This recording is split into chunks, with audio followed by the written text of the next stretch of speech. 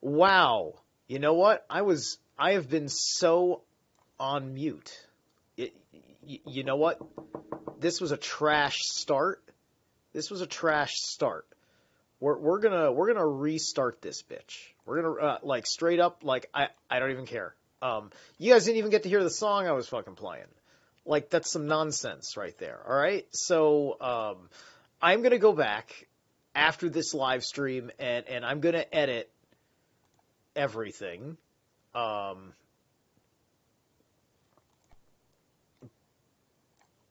because I didn't check my audio settings on my thing. You should have heard the music from the intro. That should have played. That's all you would have heard. But anyway, I'm literally going to start this over from scratch because I feel dumb. Okay, and I'll cut this out later so people don't have to suffer it in that respect, and we'll get things going.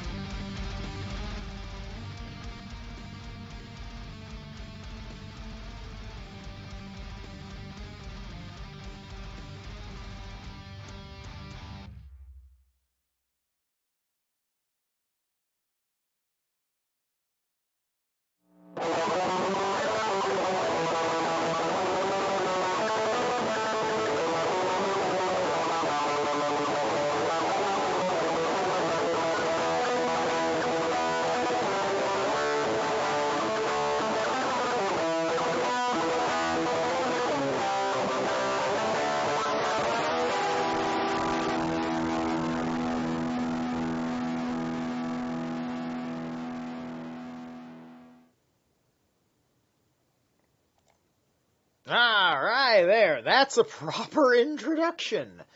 Much better than the first run, on top of the fact that, I and you could actually hear it. So, how's it going, guys? I gave us Wolves of Perdition. So we're going to be going through the Ultraviolence album as I read tonight. I don't know how long I want to do tonight, so we'll see how long we go. Because one chapter is quite a few pages. I'm a little tired, but I may have it in me. So before we get started, two major notes.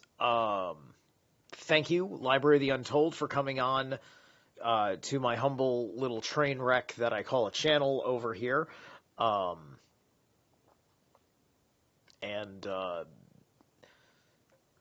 the best of my influence can say, let everybody go and subscribe, if they can afford a membership, sign up for a membership, or if you can give your blessings unto Joe, thank him so much for coming on, because, such a thing is really, that's doing me a favor, right? I can brag about things in the realms I achieve in, and nobody can take away my right to brag where I achieve. Which is why I insist on having my shirt off on camera, because I seem to be achieving physical excellence. So, good for me, right? And I like to celebrate that about myself every day, and I think that has a lot to do with whatever solar deity that you're on to, because you're just being glorious, right? Or it's either a solar deity or a day deity, depending on your pantheon, right? Because the sun is a goddess under certain respects and a god under others, and thus where is one, the day is the other. Thus, the day is married to the sun, and the night, I guess, I don't think the night is even technically married to the moon, because, the moon is out during the day and the night, in reality, right? Unless it's the day of the new moon, and not every new moon is an eclipse like the one that is approaching. But effectively, you can say that the night and the moon are married, which is another interesting thought now that I think about it, right? Because in Norse cosmology, the moon is masculine, and thus the night would be who the moon is married to. So in an odd way, that makes the moon Tyr in a very, very odd way, because of how that trope works, because Tyr's wife is not, or Nyx. It's like the etymology for the word for the night sky. Like every culture, it's like an NT or an NX kind of thing, but it's got that N in there. Yeah. So that's a very interesting correlation. But either way, at the very least, one could say that perhaps the moon is a primordial god. I would say that, honestly, I think that's honestly what it is, right? So a thing with Norse mythology, they're you should listen to my conversation with Falcon Eye Coven, where he talks about the different orders of Jotuns. And that was some of the best shit, because he was confirming things I've been saying on this channel in my revelations about Jotun spirits, is that there's the Elder Jotun. They're kind of primordial gods, akin to the Titans of Greek mythos, and nobody really calls Suni and Manas as Jotun. They call them as gods, but you look at them, they have they're completely reactionary figures in the Eddas, right? Like they don't do much. It's just like the closest thing you can think of is like Balder, who's like the god of light, right? You know, but that's the light, and there are many other light sources, right? We're talking about the light of the sun specifically. Balder is effectively the brightness of daylight, right? Which is why in the microcosm, Balder is part of the seasonal cycles. So anyway, we got to get into being in time over here. So the second thing I wanted to say was I was just having a conversation with my dad. I don't have the Mandela effect conversation with people like my dad usually, but it was a good moment for it because we had a little conversation about Doctor Who, and then my dad made an interesting comment about he understood a significance of JFK and Doctor Who being assassinated the same day that the series premiered. Which is their way of saying, we've robbed you of your timeline, and now chaos magic rules supreme.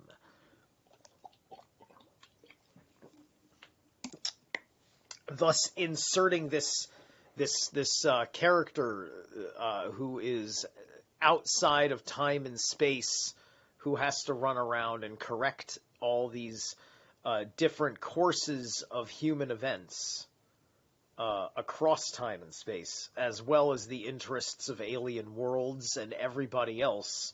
And there's an introduction to the idea of multiverse, multiversal thinking, right?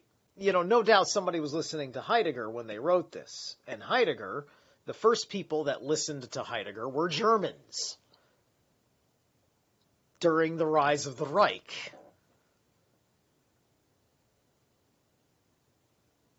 And the question is, was actually every Nazi's true sentiments to be anti-Semitic?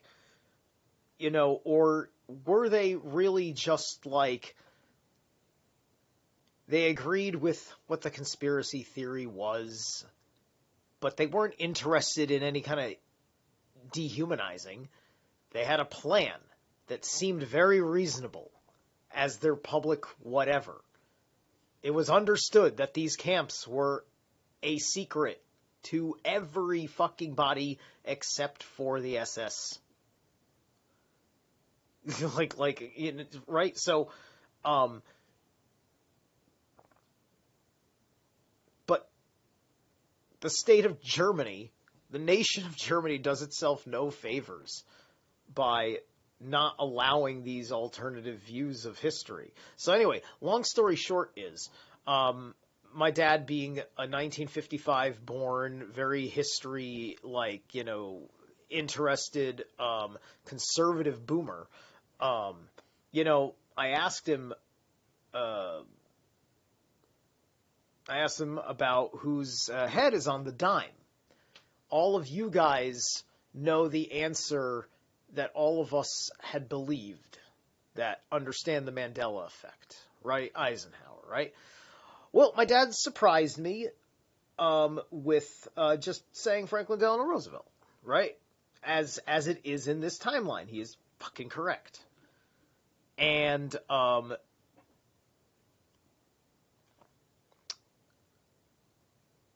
then, I told him that's wild because, I distinctly remember it being Eisenhower and you teaching me things differently, right?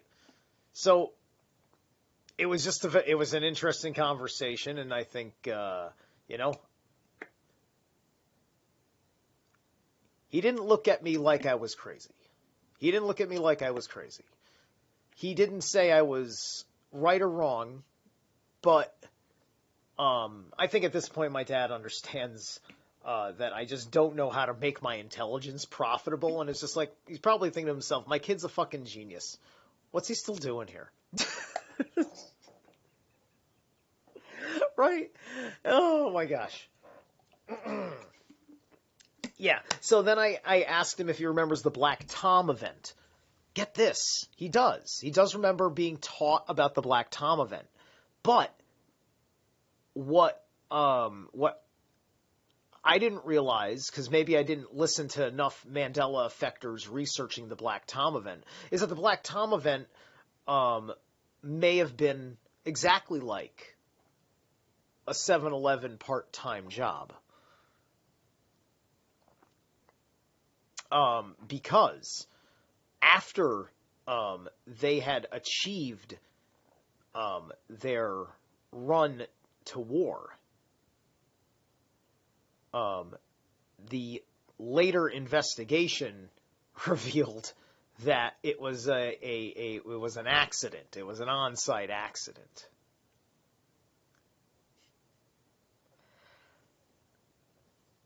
Yeah, a lot of history repeating. And dude, and you gotta understand, Black Tom, first off, it's called Black Tom, right? It's got all its ominosity to it.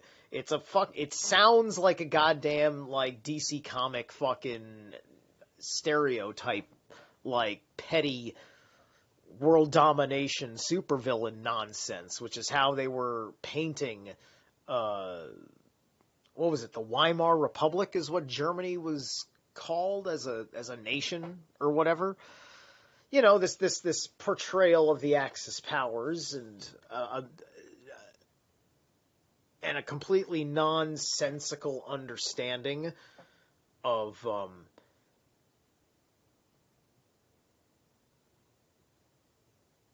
just how many lines couldn't be fucking crossed with all the complicated allegiances to everything, that really just set up a proper chain reaction, because there wasn't a hell of a lot of conflict, right? It's just lines of who was good guy and bad guy were drawn immediately by the complex dynamics, because all of it was following trade agreements. The two are completely interwoven, right? Because a lot of nations need to have goods brought into them because, for whatever fucking reason, they're small. They're small nations. They don't have enough of certain particular resources to keep up with civilization, if you will, right? They may all be perfectly fine with producing their own food. They may have that all good lockstep. That's the main reason why there's peace.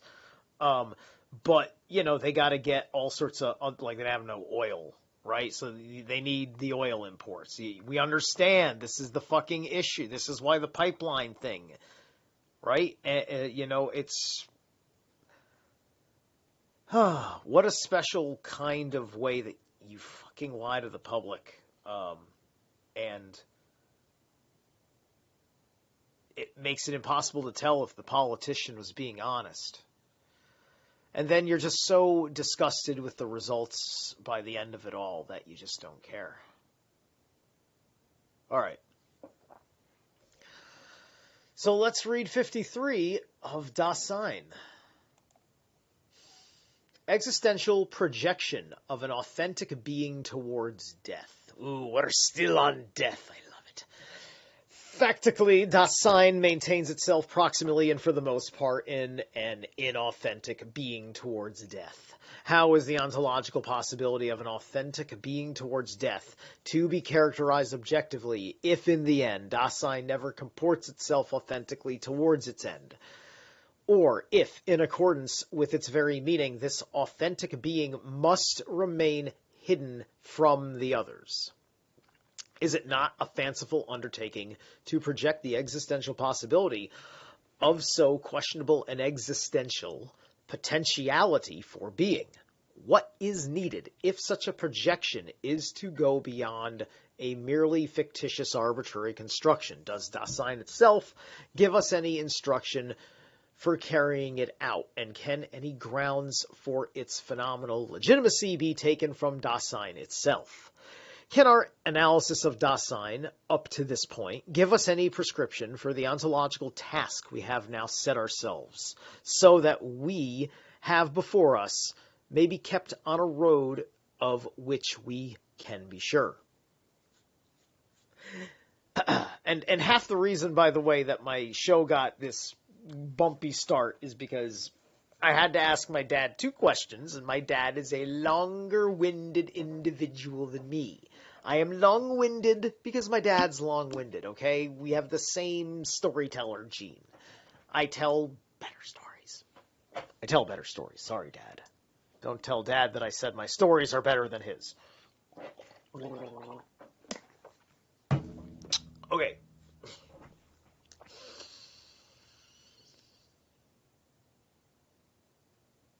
What is needed if such a projection is to be beyond a merely fictitious arbitrary construction? Does Dasein itself give us any instruction for carrying it out?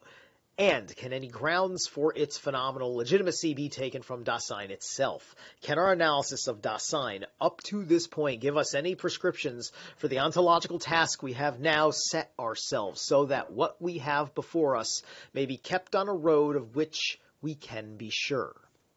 This existential conception of death has been established, and therewith we have also established what it is that an authentic being towards the end should be able to comport itself towards. We have also a characterized inauthentic being towards death, and thus we have prescribed in a negative way, prohibitive, how it is possible for authentic being towards death not to be. It is with these positive and prohibitive instructions that the existential edifice of an authentic being towards death must let itself be projected. Hang on one moment. How it is possible. All right, just wanted to hear my microphone. I honestly want to bring myself down a hair. There we go. Hope I'm slightly more pleasant to the ears. What else can I fiddle with? Bring you down a pinch, and you up a pinch.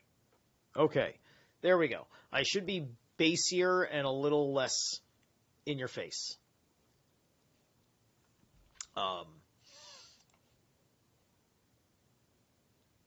It is with these positive and prohibitive... did I read that already? I'm going to read it again. It is with these positive and prohibitive instructions that the existential edifice of an authentic being towards death must let itself be projected. Dasein is constituted by disclosedness, that is, by an understanding with a state of mind. Authentic being towards death cannot evade its own most non-relational possibility, or cover up this possibility by thus fleeing. Hold on a second. Fleeing from it, or give a new explanation for it to the accord with the common sense of the they. All right, I missed this, but I wasn't going to read that anyway. I'm only reading translatable German, not just... I don't want to read a German sentence with no context. Anyway, because I'm not going to put that sentence together with that just by looking at it, you know. I have to have an explanation, because this is for people that already understand, like, some German, right? In our existential projection of an authentic being towards death, therefore, we must set forth those items in such a being which are constitutive for it as an understanding of death, and as such an understanding in the sense of being towards this possibility without either fleeing it or covering it up. You see, what is wild about going through all this, stuff? In order for me to extract gnosis from what I am reading, right? Obviously, whatever is being asked of my imagination from the words as I understand words in this very moment, I have to put myself there. And I have to put myself there for my level of state of awareness, it's on a nervous system level, right? So as I'm reading this and thinking about every which way the context of death is being established before he gets to the heart of the matter itself. Because he's talking about, before we do this, we have to do this. We have to establish this particularity before we get into this, right? This is like, we're getting more meta and more meta and more meta. Because, because being in time is, before we understood the idea of thinking in a meta mind, like Heidegger basically created the grid work for meta mind thinking, so if he, if such a mind is that of a Nazi, then one has to say that perhaps he was a sleeper, who, he didn't want National Socialism to be objectively evil as a person with you who perhaps has humanity, right? And so we're gonna see, like, if I'm going to agree on a nervous system level with all this stuff, right? Because as somebody who's done, the heroic dose of this bullshit, as somebody who's taken ayahuasca once.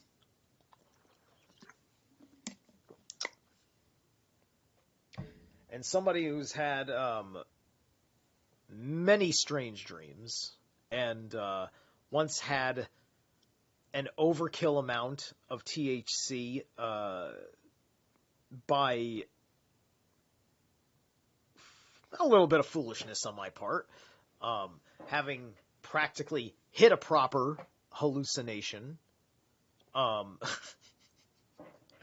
as well as a whole lot of vomiting. As I was dealing with quite the horror show before me.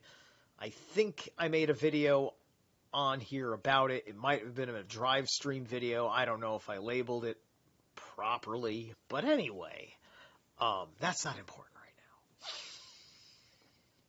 My point is that, like, in my mind palace, I feel like in order to get the point of this, I have to simulate in my mind seeing myself have a first-person experience of death in my mind and have a relationship with my entire body that is not dying while going through that. That's very interesting, right? And this is part and parcel of why I get more and more hesitant with hallucinogens. Because when, your mind is more capable of making sense of the absurd and the abstract, not 100% sure what those results are, right?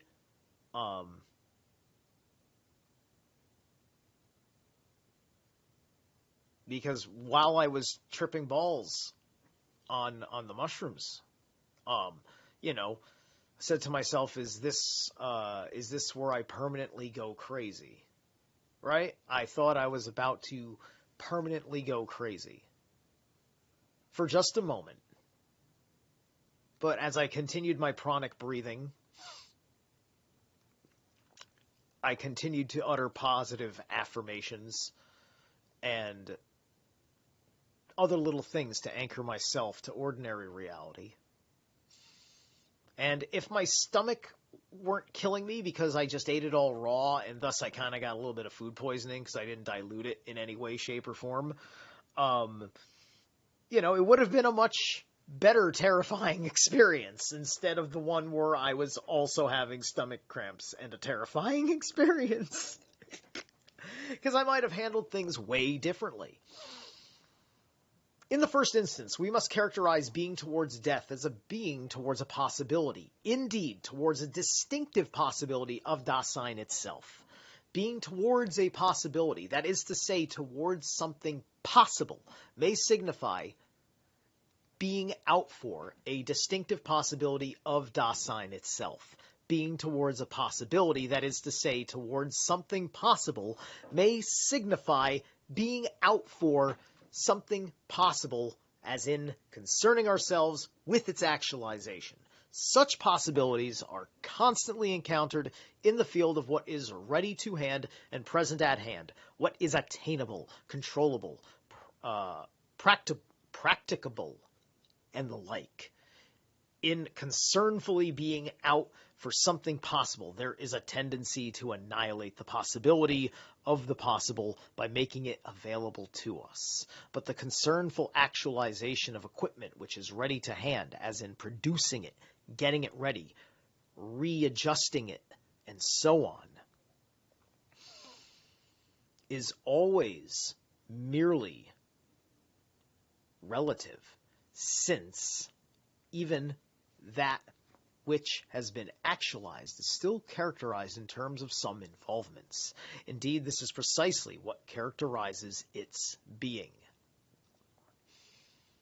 Even though actualized, it remains as actual, something possible for doing something. It is characterized by an in order to. What our analysis is to make plain is simply how being out for something concernfully comports itself towards the possible. It does so not by the theoretico-thematical consideration of the possible as possible, and by having regard for its possibility as such, but rather by looking circumspectively away from the possible and looking at that for which it is possible. Das wofür möglich. Möglich, excuse me. That's usually ich, right? Like, because, a CH in English is a ch noise, but I think a CH in German translation is a k, like a k, h. But I could just be hearing things, or maybe I've just been listening to too much Rammstein and not listening to the enunciations properly. Manifestly, being towards death, which is now in question, cannot have the character of concernfully being out to get itself actualized. For one thing, death as possible is not something possible which is ready to hand or present at hand, but a possibility of Dasein's being. So, to concern oneself with actualizing what is thus possible would have to signify bringing about one's demise. But if this were done, Dasein would deprive itself of the very ground for an existing being towards death.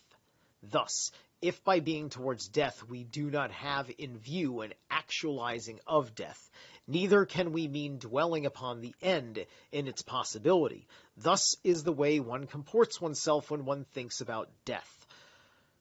Pondering over when and how this possibility may perhaps be actualized. Of course, such brooding over death does not fully take away from its character as a possibility.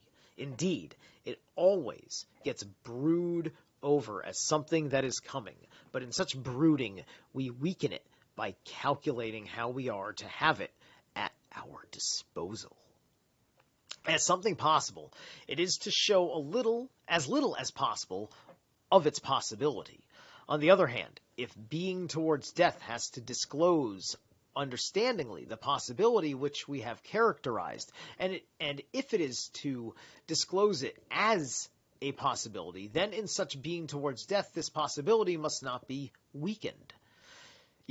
Also it's a question of how many people were reading Heidegger, right? That's what I would also want to know, right? Like, how many German people were reading Heidegger? That's an important question, right?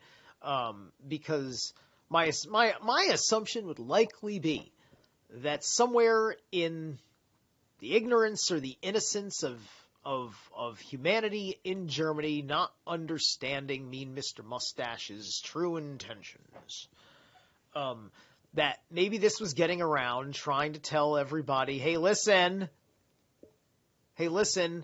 these people are really fucking with your head, and this is how you can fix it before they realize I'm telling you how they're fucking up your head, right? By being aware of the changes happening in the world around you, effectively, right? We almost get into a daze of the present moment, right? all that we ever like is that wherever home base is, time resets itself when you get home. Right? Everything is weird and wild and different and interesting and informative around you, or concerning and fearful, and it's all these different things coming at you, right?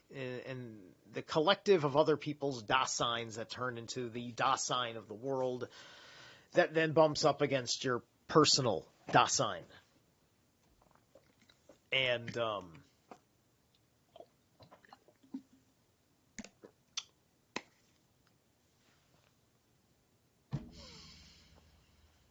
And, when you had to run around, it's like when you sit there and you want to make a comment about something that's gay, right?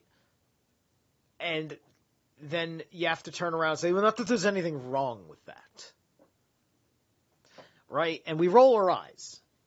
But some people roll their eyes because of the first thing that you said.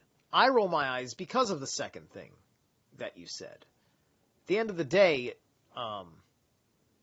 we're never going to get anywhere getting a lot of information out in a reasonable period of time if we have to pussyfoot, or we have to preface everything that we say that they choose to talk about in politics.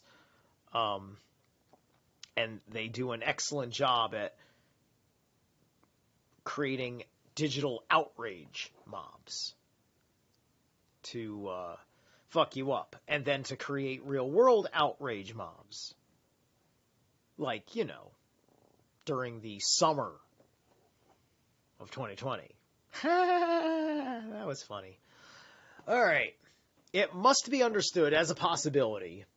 It must be cultivated as a possibility, and we must put up with it as a possibility in the way we comport ourselves towards it.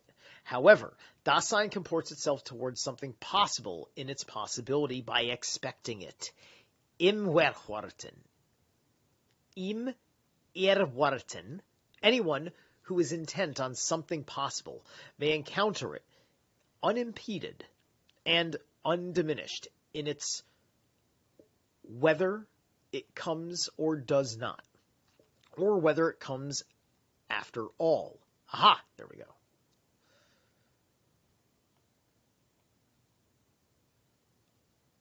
All right. Just taking a look at all three. Okay. We're going to read 3 when we come to it, which is down here. All right. One moment. There we go. Quite sparky. Oh! On the 33rd minute. Illuminati confirmed. But with the phenomenon of expecting, has not our analysis reached the same kind of being towards the possibility to which we have already called attention in our description of being out for something? Concernfully, to expect something possible is always to understand it and to have it with regard to whether and when and how it will be actually present at hand. Expecting is not just an occasional looking away from the possible to its possible actualization, but is essentially a waiting for that actualization. Ein Werten auf dies. Even in expecting, one leaps away from the possible and gets a foothold in the actual. It is for its actuality that what is expected is expected. By the very nature of expecting, the possible is drawn into the actual, arising out of the actual and returning to it. But being towards this possibility as being towards death is so to comport ourselves towards death that in this being and for it, death reveals itself as a possibility. Our terminology for such being towards this possibility is anticipation of that possibility. All right. So there's quite a bit that they have to say right here. Vorlaufen in die Möglichkeit. While we have used anticipate to translate vorgreifen, which occurs rather seldom, we shall also use it less literally to translate vorlaufen, which appears very often in the following pages and which has the special connotation of running ahead.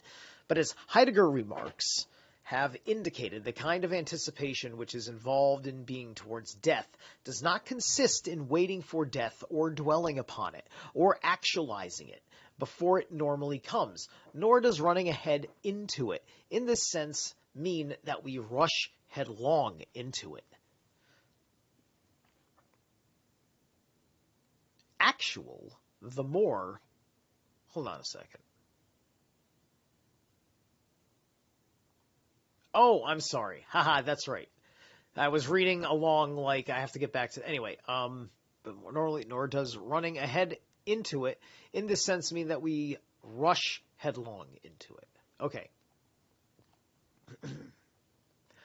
But in this way of behaving, does there not lurk a coming close to the possible? And when one in close to the possible, does not its actualization emerge? In this kind of coming close, however, one does not tend towards concernfully making available something actual, but as one comes closer, understandingly, the possibility of the possible just becomes greater.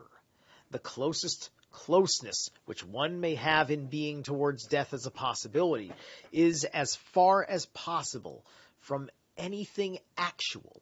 The more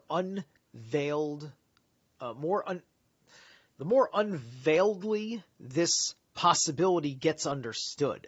I wonder what word they like. Unveiledly, that's a word in German. There's a word in German for so it's unveiled.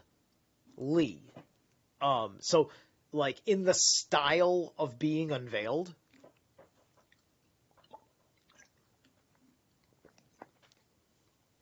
But it's saying the more unveiledly, meaning that it's a spectrum.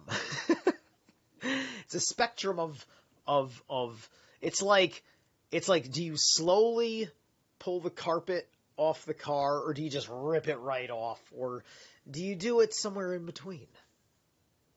This possibility gets understood, the more purely does the understanding penetrate into it as the possibility of the impossibility of any existence at all.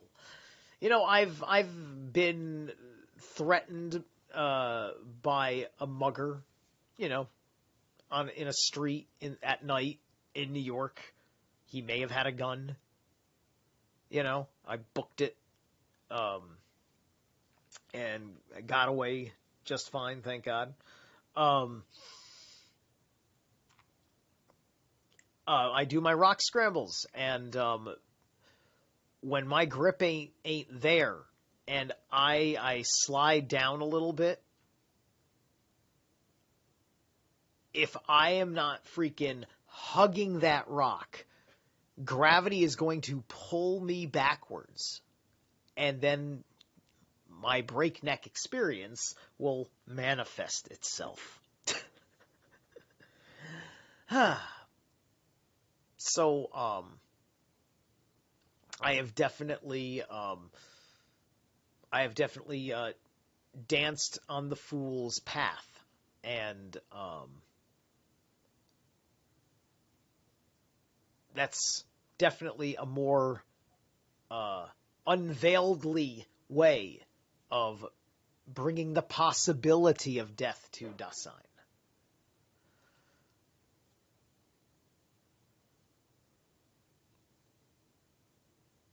Okay. The more purely does the understanding penetrate into it as the possibility of the impossibility of any existence at all.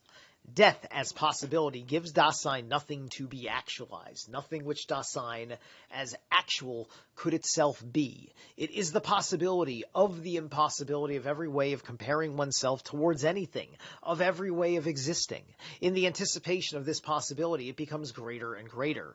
That is to say, the possibility reveals itself to be such that it knows no measure at all, no more or less, but signifies the possibility of the measureless impossibility of existence, right?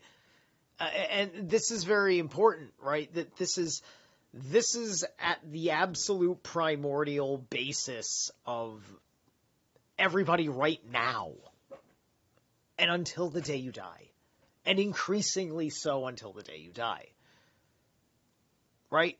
And he's getting into an extraordinarily technical manner of summing that all up right here.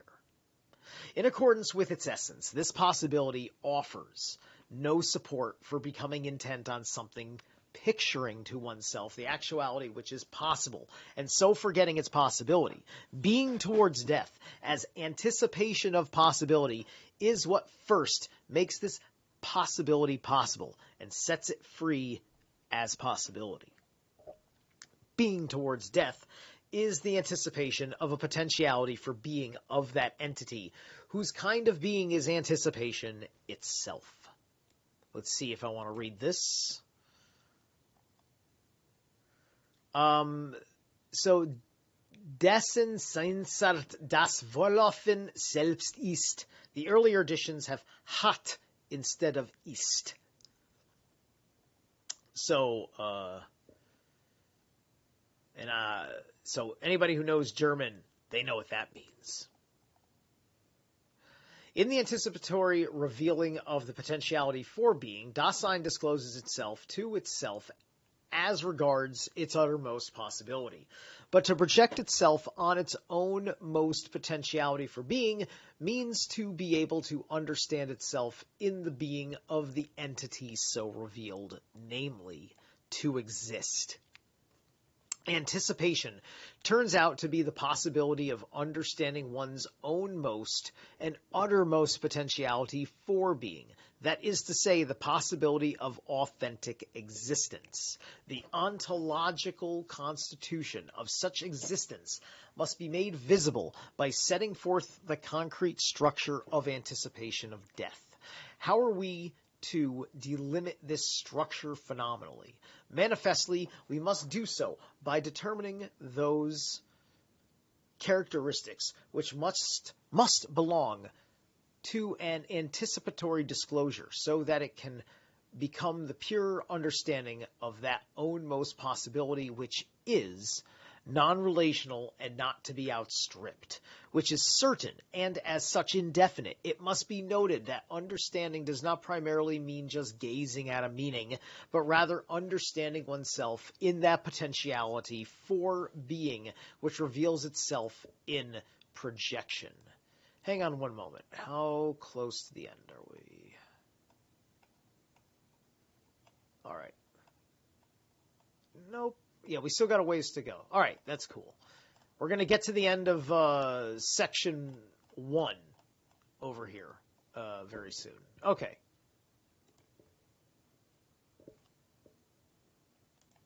All right, guys. So we're going to take a short little break. So here's some more Wolves of Perdish.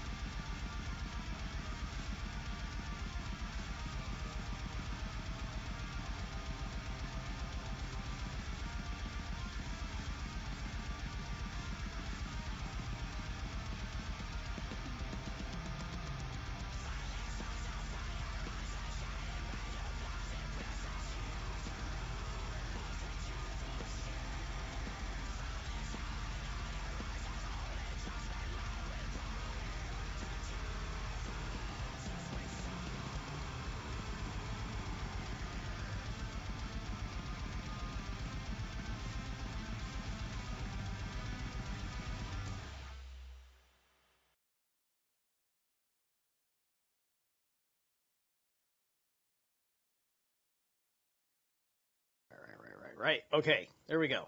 Sorry about that little hiccup. It's very annoying with the overlap of all the screens. It's like I got a pretty. Oh my God! Shut up. I'm using a very big. I'm using a very big television screen to do all this, and in a weird way, it's just not enough space, and I got another monitor, but I don't really got enough desk space to. Well, I guess I kind of do, but I got all these crystals. I don't want to move them. I like them there. I probably could take this area that's off camera right now and probably just clear all the junk off of that, put the screen over there. That'll probably work. I don't know. I'd love to have a command center that's like that mural I put up sometimes with the whole big library and the big network computer and the like I pseudo have that. Like, meme magic works. It's just like that one didn't work as well because well, I really didn't put an investment into the energy like I did the Thor archetype meme. Which is getting there. It's getting there. You can see the results in real time. But anyway, one moment. All right. Let's get back into it. Death is Dasein's own most possibility. Being towards this possibility discloses to Dasein its own most potentiality for being, in which its very being is the issue. Here it can become manifest to Dasein that in this distinctive possibility of its own, it has been wrenched away from the they. This means that in anticipation, any Dasein can have wrenched itself away from the they already. But when one understands that this is something which Dasein can have done, this only reveals its factical lostness in the everydayness of the they self. That's very interesting. And the fact that in the English translation here, we're getting the pronoun of they self. And, of course, what is the wildness of the woke person's pronoun game is they, them, right? Like these people that feel that because they are basically like two genders, it's kind of like they're two people. So therefore, please acknowledge both sides of me. Look, that could be a Gemini manifestation thing, right? There will always be, like, I think that there's something to this concept in alchemy of the divine androgen. But right now, if I were a wise person, I would look at that and be like, let's make sure that there isn't a way within the natural order of things that I could at least entertain before I go to the butcher's. Right? And there was a lot more surgery back in the day than we think, including, there's been gender reassignment surgery for a long-ass fucking time. Long-ass fucking time. Okay? This isn't new technology at all. I mean, the only thing that's new, I suppose you could say about it, is the absolute level of delicacy of tools. But other than that, it is the same mess you got to clean up. No getting around it because of how much you have to open things up. So, they, them, because they're speaking for the collective heart of their tribe, their culture, whatever they think that they are, and in a completely honest way. Now, of course, it becomes the irritant within conspiracy conversation because it's a political conspiracy conversation. That those of us having the conversation that we're used to since 9/11 up until this point in American like American average person media, right? There's mainstream media and then there's average person media, what everybody likes to like share amongst themselves on social media, right? And whatever filters they're living by that, keeps me at 200 subs because the algorithm doesn't like it and everybody likes the algorithm, right? At the end of the day, the democracy is determining how much they like the algorithm, right? Ultimately, letting the algorithm be the judgment, right? So this becomes the judgment card on this platform is the algorithm. And then if my channel gets destroyed, that's like, remember I said I committed digital seppuku? If you watch my Library of the Untold interview the other day. And so I had basically my original channel and technically my second channel. And I permanently deleted it myself.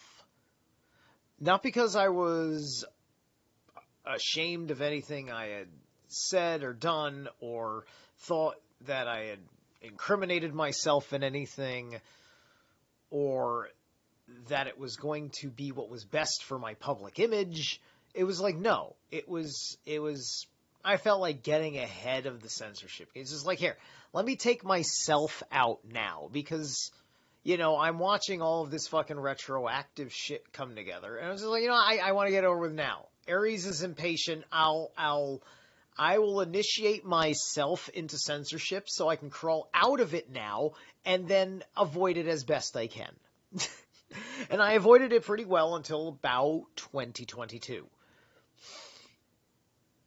And I had reached 700 plus subs in 2022.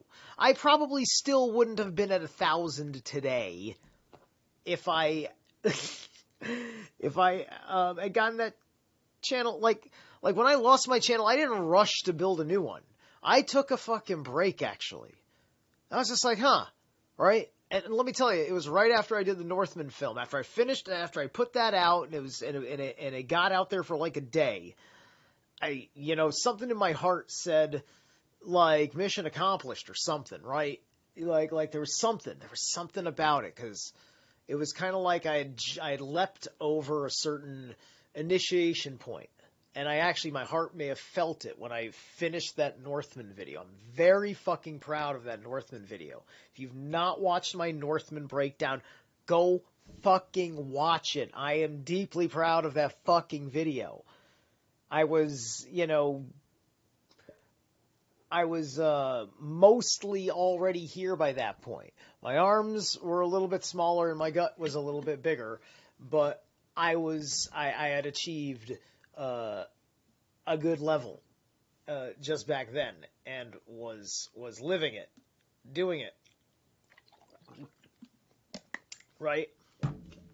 So yeah,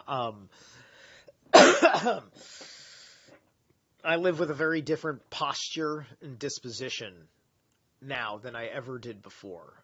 Because I'm living in the posture and disposition I was always wanted to have, but was terrified to have. And,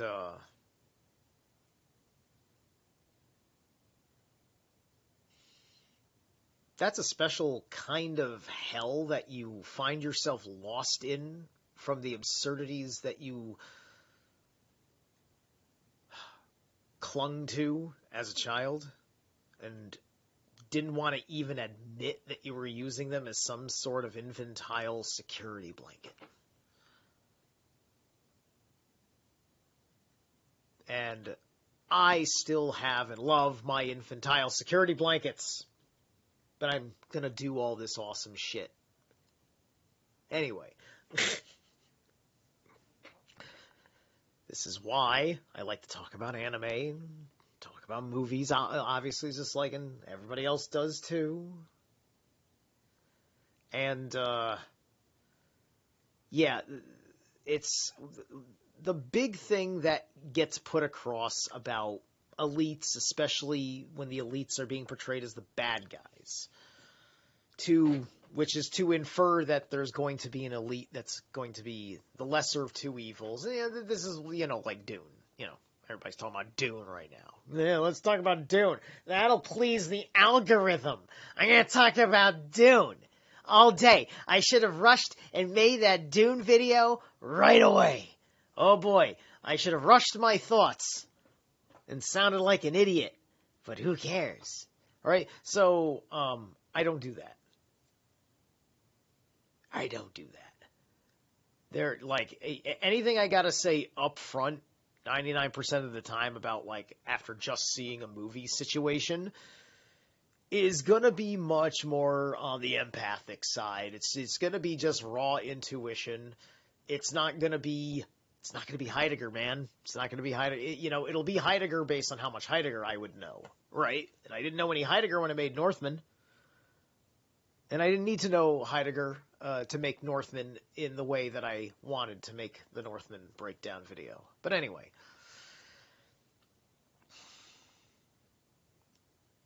The ownmost possibility is non-relational anticipation. Woo! My energy field is now all funky from that rant, but thank you for letting me have it. I hope I am not taking away from the magic of the experience. My chérie! Hello, my chérie. How you doing?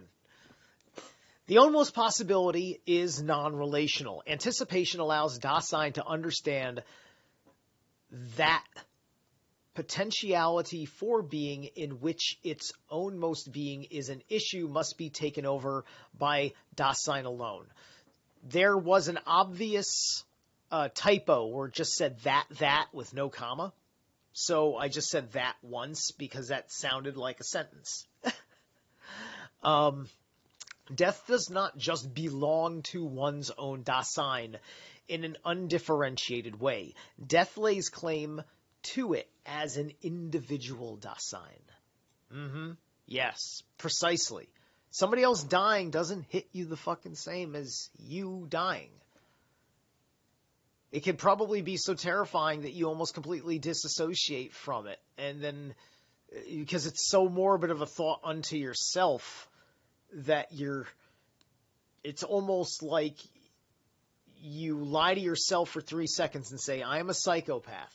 Just because it's too terrifying. You're not a psychopath, but you have a bad moment because you don't feel the way that we're meant to feel, right?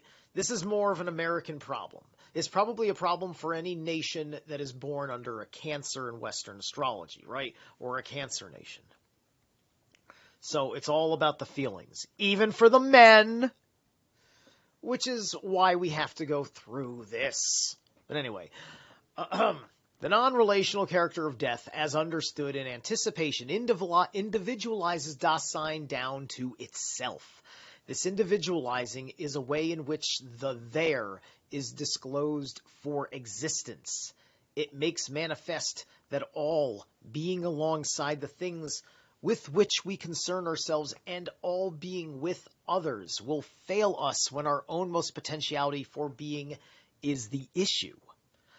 I wonder if he studied near-death experiences to get some of this. I would have to imagine, right? And you know, like, and not really near, like, and of course, to be more particular, I mean, somebody who basically had an out-of-body experience, right? The typical person that, like, everybody thought they were dead, came back, you know, and there was plenty of good science, good medicine going on in Germany at that time, as well as a lot of bad medicine. But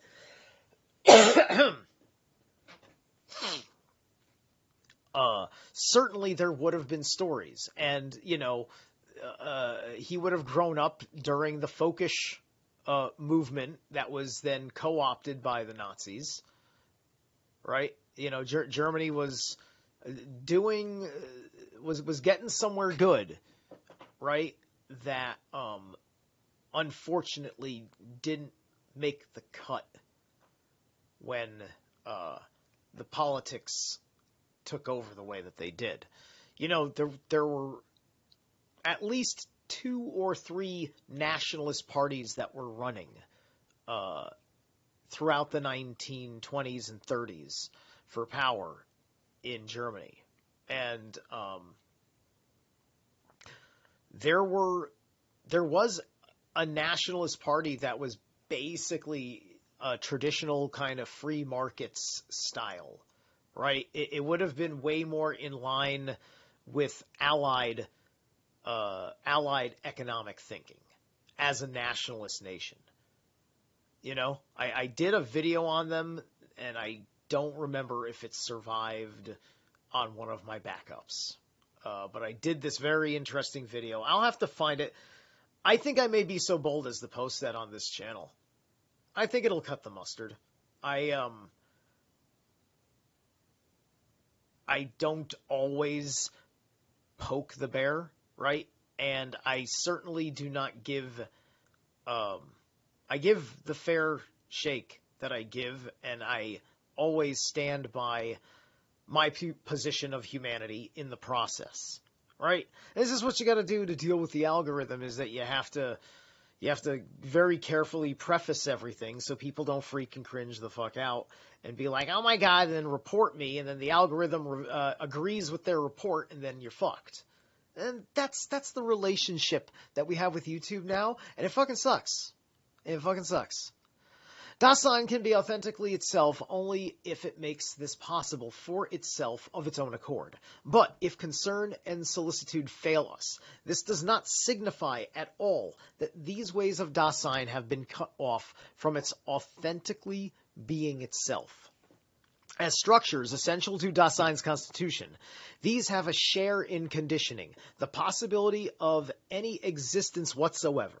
Dasein is authentically itself only to the extent that, as concernful being alongside and solicitous being with, it projects itself upon its own most potentiality for being rather than upon the possibility of the they-self.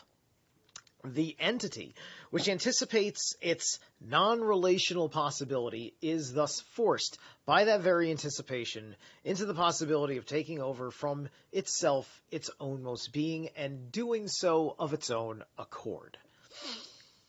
The ownmost non-relational possibility is not to be outstripped. Being towards this possibility enables Dasein to understand that giving itself up impends for it as the uttermost possibility of its existence. Anticipation, however, unlike inauthentic being towards death, does not evade the fact that death is not to be outstripped.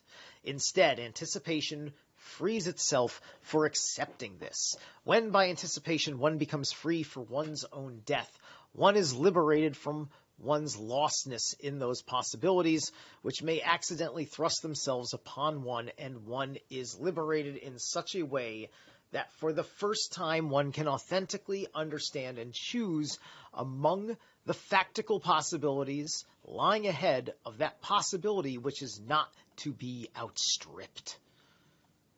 All right. Okay. Anticipation discloses to existence that its uttermost possibility lies in giving itself up, and thus it shatters all one's tenaciousness to whatever existence one has reached. In anticipation, Dasein guards itself against falling back behind itself or being the potentiality for being which has understood. It guards itself against becoming too old for its victories. Nietzsche. Ooh, he quotes Nietzsche. Let me go back. Let me go back and rev that one again. In anticipation, Dasein guards itself against falling back behind itself or behind the potentiality for being which it has understood. It regards itself against becoming too old for its victories. Nietzsche. Free for its own most possibilities, which are determined by the end and so are understood as finite, endlich. Dasein dispels the danger that it may, by its own finite understanding of existence, fail to recognize that it is getting outstripped by the existence possibilities of others, or rather that it may explain these possibilities wrongly and force them back upon its own, so that it may divest itself of its own most factical existence as the non-relational possibility. Death individualizes, but only in such a manner that as the possibility which is not to be outstripped, it makes Dasein, as being with, have some understanding of the potentiality for being of others. Since anticipation of the possibility which is not to be outstripped discloses also the possibility of which lie ahead of that possibility, this anticipation includes the possibility of taking the whole of Dasein in advance, vorwegnemens, in an existential manner. That is to say, it includes the possibility of existing as a whole potentiality for being. The own most non-relational possibility, which is not to be outstripped, is certain. The way to be certain of it is determined by the kind of truth which corresponds to it. Disclosedness. You know what? For the first time ever hearing the word certain, because certain is like the key word of the sentence here, is the point of certainty. I looked at it and I said, certain, you flip the E for a U and it's a curtain.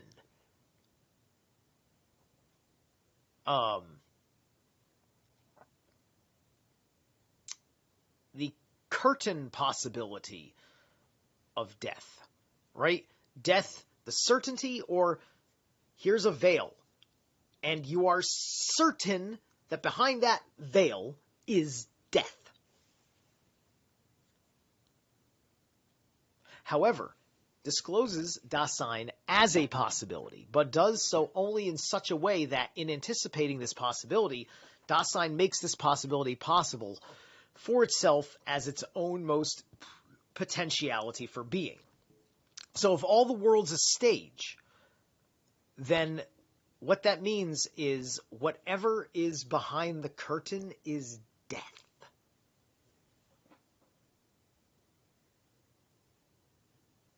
And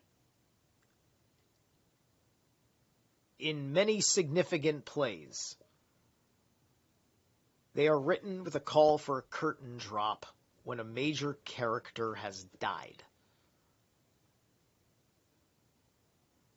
The death occurs, you get the shocking reactions sometimes. There may be a narrator who is the representative of the muse, or is the muse framing what just happened up for you, or something like that, right? It's all in there.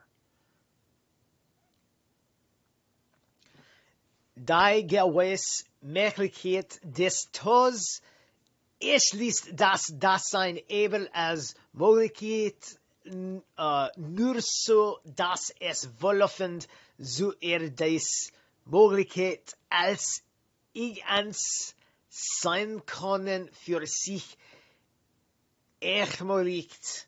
While we have taken die gewiss Möglichkeit des Todes as the subject of this puzzling sentence, das Dasein may be the subject instead. The use of the preposition zu instead of the usual in after wohlhoffend suggests that in anticipating the possibility of death, Dasein is here thought of as running ahead, towards it or up to it, rather than into it. When this construction occurs in later passages, we shall indicate it by subjoining zu in brackets.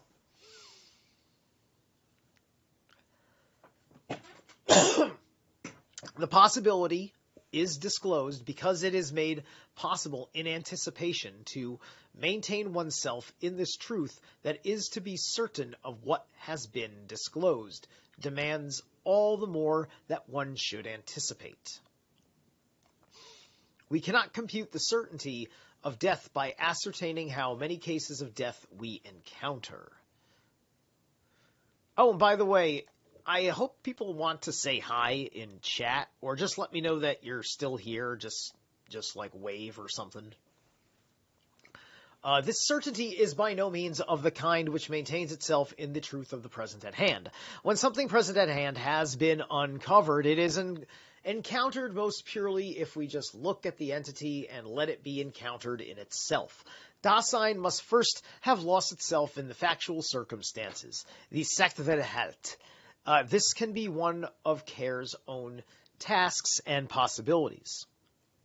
If it is to be obtained, the pure objectivity, that is to say, the indifference of apodictic evidence, if being certain in relation to death, does not have this character, this does not mean that it is of a lower grade, but that it does not belong at all to the graded order of the kinds of evidence we can have about the present at hand.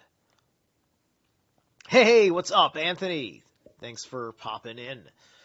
Holding death for true, death is just one's own, shows another kind of certainty, and is more primordial than any certainty which relates to entities encountered within the world, or to formal objects, for it is certain of being in the world. As such, holding death for true does not demand just one definite kind of behavior in Dasein, but demands Dasein itself in the full authenticity of its existence. In anticipation, Dasein can first make certain of its own most being in its totality, a totality which is not to be outstripped. Outstripped is a big effing word in this chapter, especially after the first couple pages. Therefore, the evidential character which belongs to the immediate givenness of experiences of the I or of consciousness must necessarily lag behind the certainty which anticipation includes. Yet this is not because the way in which these are grasped would not be a rigorous one, but because in principle such a way of grasping them cannot hold for true disclosed something which at bottom it insists upon having there as true, namely Dasein itself, which I myself am, and which, as a potentiality for being, I can be authentically only by anticipation. So that is very interesting, because that sentence is in the first person, right? He is boiling something down to a statement that we say to ourselves, possibly on an unconscious level, every fucking moment of the day. The terrifying experience that anything can just bring your heart to a stop for no fucking particular reason at all. And I don't mean in the sense of those who have been initiated into Mother Hydra's babies, but I'm just talking about in general. In general, your ticker, for all I know, there's some defect on my heart. I don't know. My heart never gives me problems. I'm not worried fucking about it. I don't care. I don't care. Everything's expensive or it has a fucking price. And I don't want to take anything that I can't afford. So that's why I take care of myself. Therefore, the evidential character... I'm sorry. So let me go back and read that again. Hold on.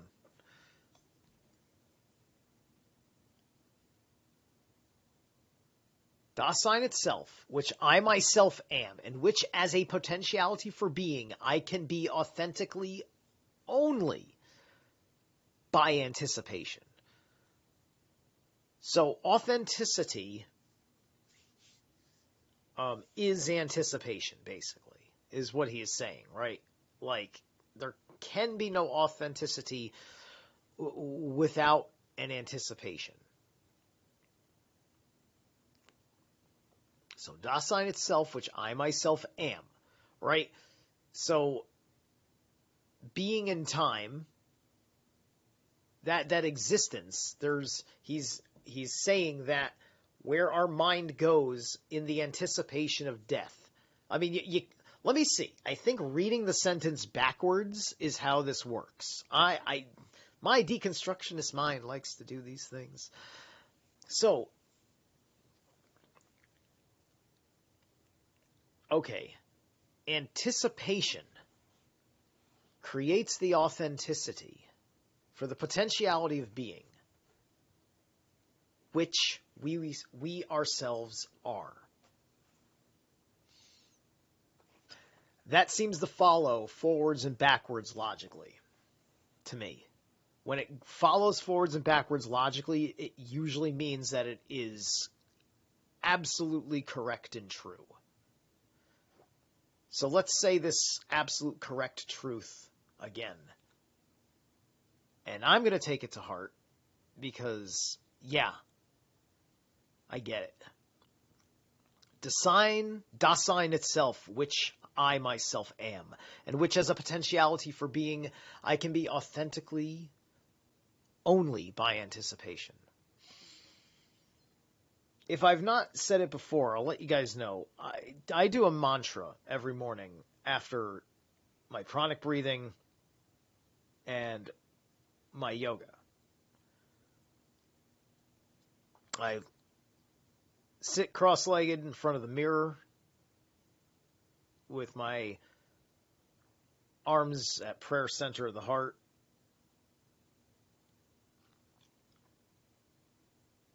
And at the end of the mantra, I'm not going to say the whole thing, but at the end of the mantra, I repeat 3 times. I am free of the fear of shame, failure, injury, and death.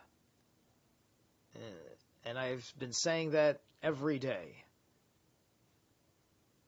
for almost 3 years. This is soul programming. Welcome to class.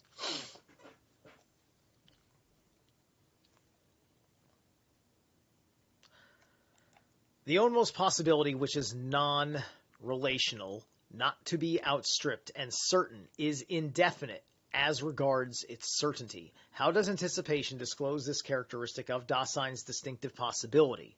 How does the anticipatory understanding project itself upon a potentiality for being which is certain and which is constantly possible in such a way that the when in which the utter impossibility of existence becomes possible remains constantly indefinite? In anticipation, Zoom, the indefinite certainty of death, Dasein, opens itself to a constant threat arising out of its own there. In this very threat, being towards the end must maintain itself. So little can it tone this down that it must rather cultivate the indefiniteness of the certainty. How is it existentially possible for this constant threat to be genuinely disclosed? All understanding is accompanied by a state of mind. Dasein's mood brings it face to face with the thrownness of its that it is there.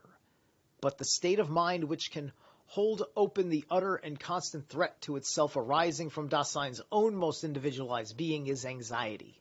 In this state of mind, Dasein finds itself face to face with the nothing, of the possible impossibility of its existence.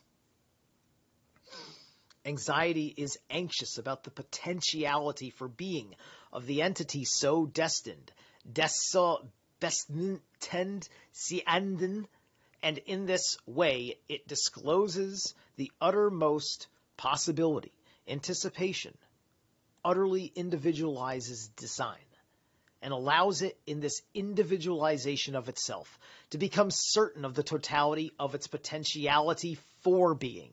And then this gets into the whole bit about if you have a near-death experience or you an out-of-body experience or whatever, or you face the death sentence, or just like anything that puts you in the state of here it is and fate is now taking you, and you have time to think about it while it's still absolutely happening, right? Like, think about what's going through your head while you're drowning, right? That there's something where you're going to have some brain activity for a little while after you've lost consciousness from drowning to death. And then when your heart stops, there's still going to be some brain activity. There's still going to be some brain activity, right? And you're just sitting there. You're officially a corpse, drowning, but you're so fucking fresh that there's still brain activity. You're in a particular dream as your soul is letting go of the body. And then I don't know what happens from there. I would assume that myths are true, and one of the gods of the sea will send their psycho pump to get you where you need to go. Right? That's about all I can fucking imagine. And, like, read the Tibetan Book of the Dead, or watch me read the Tibetan Book of the Dead on BitChute for sure, and I think it's on Odyssey. For this reason, anxiety as a basic state of mind belongs to such a self-understanding of Dasein on the basis of Dasein itself. Okay, I missed... Where was annotation 1? Was it this? It must have been that. Oh, okay. All right. Because it was right next to the double X, I missed it. And I do have to read it. It's got some English.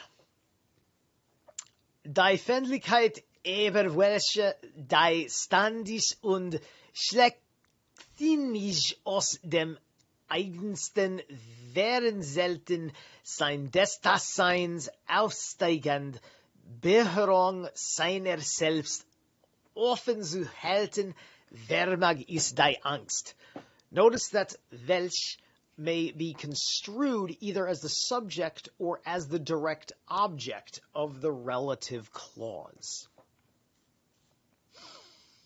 And then 2, down here where we're at, gehört zu diesem sich verstehen, das Dasein aus seinen Grund die Grundfändlichkeit der Angst.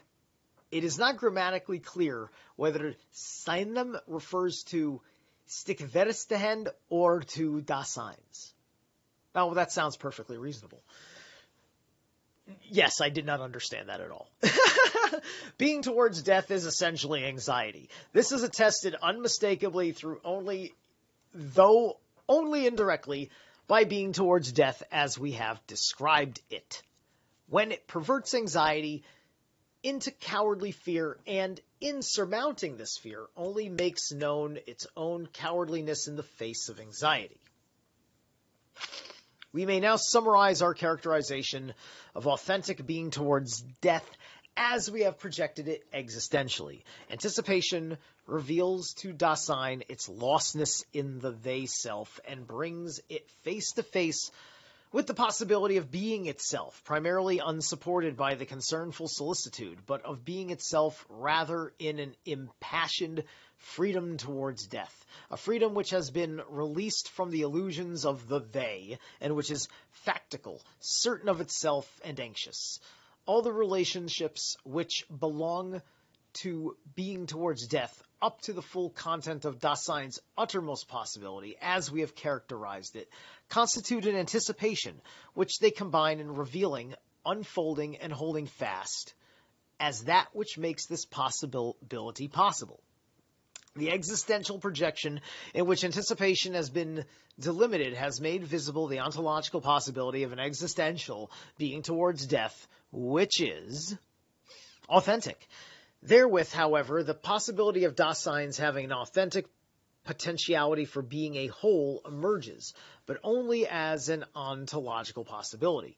In our existential projection of anticipation, we have, of course, clung to those structures of Dasein which we have arrived at earlier, and we have, as it were, let Dasein itself project itself upon this possibility without holding up to Dasein an ideal of existence with any special content or forcing any such ideal upon it from outside.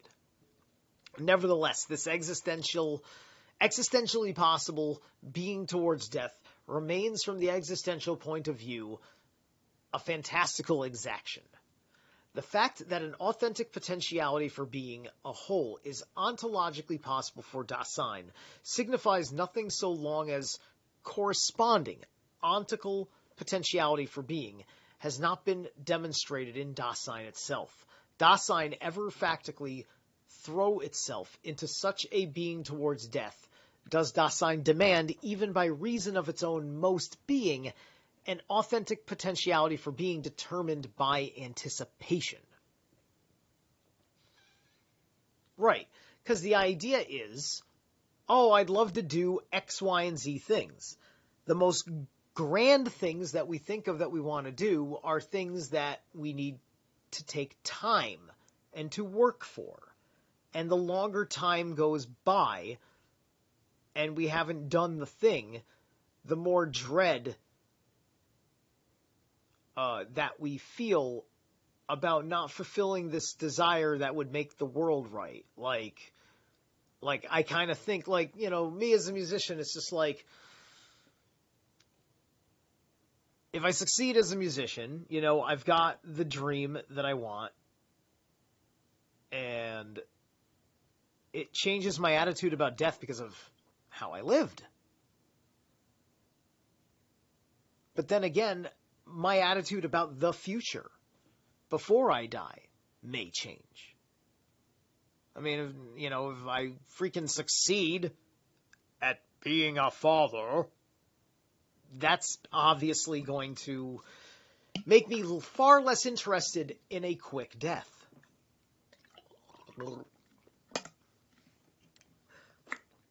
Which is baked into the cake in the Northman film. I think I touched upon that. I don't remember how long I may have said something about it, right? Because it's an interesting way that it went and played itself out. And if you're not used to the sagas, it's one thing to see, to know the Eddas. The sagas are kind of part and parcel of scripture, if you will. And I think, I think that like a Norse Bible would be kind of an appropriate thing, where like just all the Eddas and sagas are put together in one, complete collection. But I don't want to have like a Council of Nicaea situation where the ones that don't get in the book also get to be thrown away.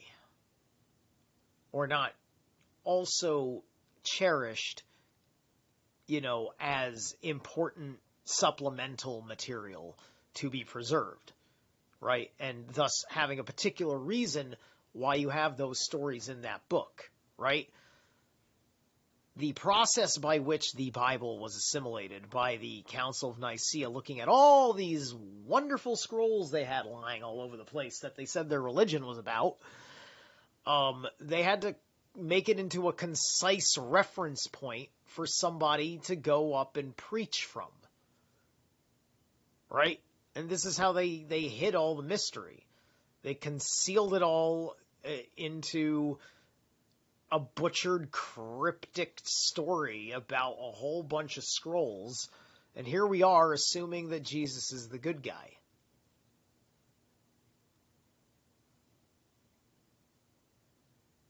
All right? We got to stop assuming that.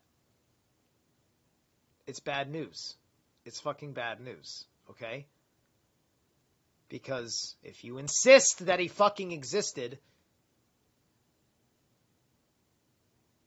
and you still believe he was the son of the creator, or the male creator, or the whatever, then you will believe any fucking cult bullshit. You are all about being in a cult. Okay? You're all about it.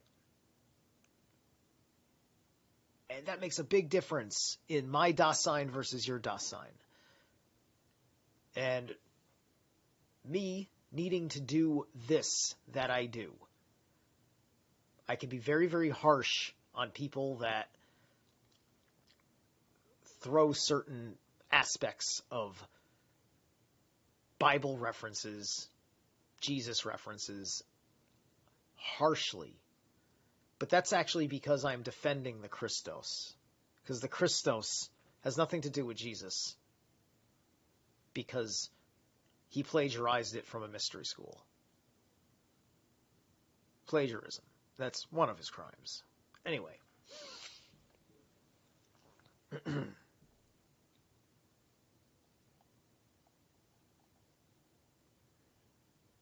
Freedom towards... I don't remember reading that. What happened? Did the thing skip down? It did. All right. Oh, I was coming down this page. That's what I was doing. All right. Being towards death is essentially anxiety. This is attested unmistakably, though only indirectly, by being towards death as we have described it, when it perverts anxiety into cowardly fear, and in surmounting this fear only makes known its own cowardliness in the face of anxiety. What do people do on a daily basis for their own mental health to deal with the possible certainty of death way down the line? I'm not saying go actually do things at risk. I mean, like, can you watch enough horror films and just run through the imagination of being slaughtered by Jason Voorhees or something, right? And I guess when you die, you'll know how to act, right? Like, you'll see how she dies, and then you'll tell yourself, yeah, when I die, like, if somebody ever kills me like that, I'm going to scream and arc my back just like that, right? Or, like, I don't know. I don't know what people do. I know what I do. I told you what I do. I already told you what I do, right?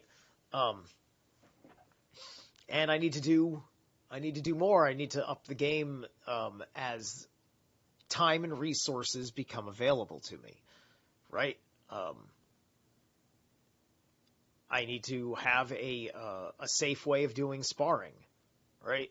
Because I can't, like, run around and worry about a broken jaw too goddamn much. Not afraid of it, just for practicality fucking sake, right? For the fact that, like, I don't want to go use this health insurance plan that I'm already on with my state. I just don't want to interface. I mean, it's like our state's medical system is run by Yale. I'm grateful that everything went awesome with my kidney stone surgery. But the world always is changing. I'm not going to assume because 2 years ago they took good care of my kidneys that the circumstances haven't changed, the people haven't changed. I don't know. I have to take it day by day like that. And that's just a whole lot. I don't do things right away unless I take the time to look into it first. I don't just go to the doctor because somebody says go to the doctor. I have to lose my agency for that. And the kidney stone took away my agency because the pain was destroying me. I took too much pain. Way too much. I should have called an ambulance. So family called the ambulance for me.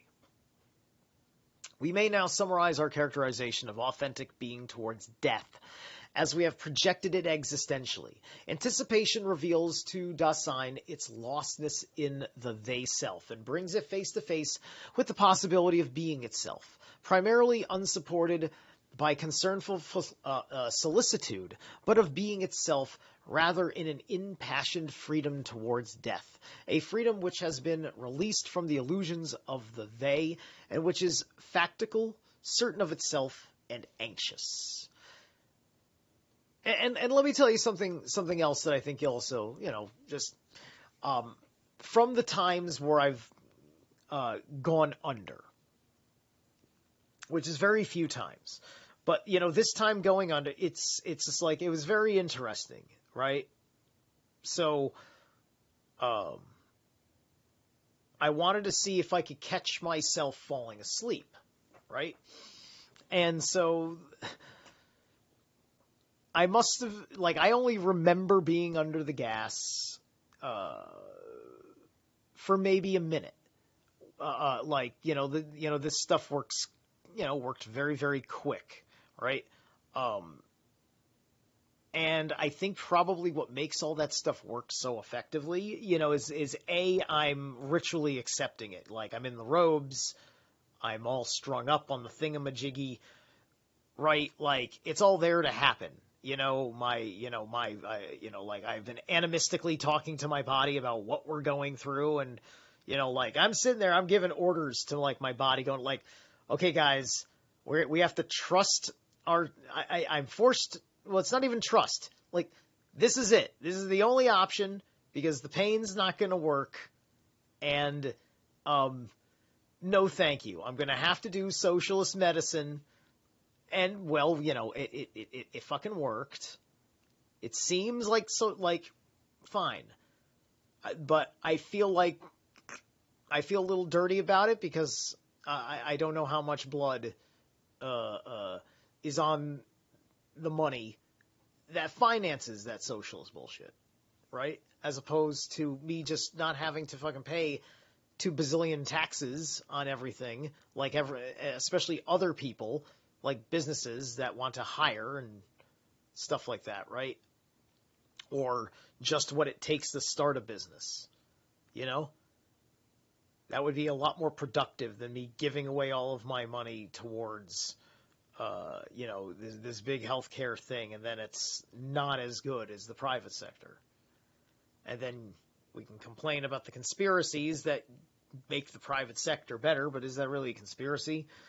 If the private sector treats you better and you're not on some freaking government list that tells you how the government's going to regulate your healthcare and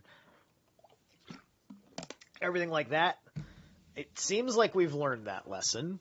I believe we've learned that lesson. We went through it and we did it, and now we're done with it. And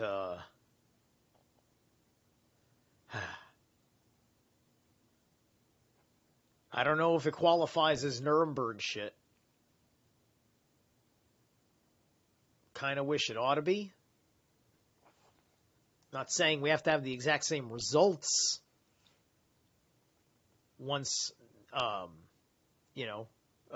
far as the punishment is concerned, mostly because I believe there's so much goddamn ignorance involved in making all that situation works, is I would feel awful about anybody that would be freaking executed, under such a tribunal. Unless you could really prove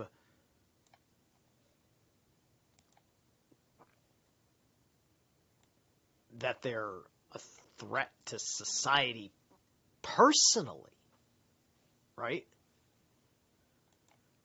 But there's got to be some goddamn fucking consequences, something on a court record that then can be processed throughout all sorts of things. And probably because of shit happening in court, I think there were a lot of angels in the courthouses through 2020 and 21 that maybe fixed some things in the background by the revelation of the evil.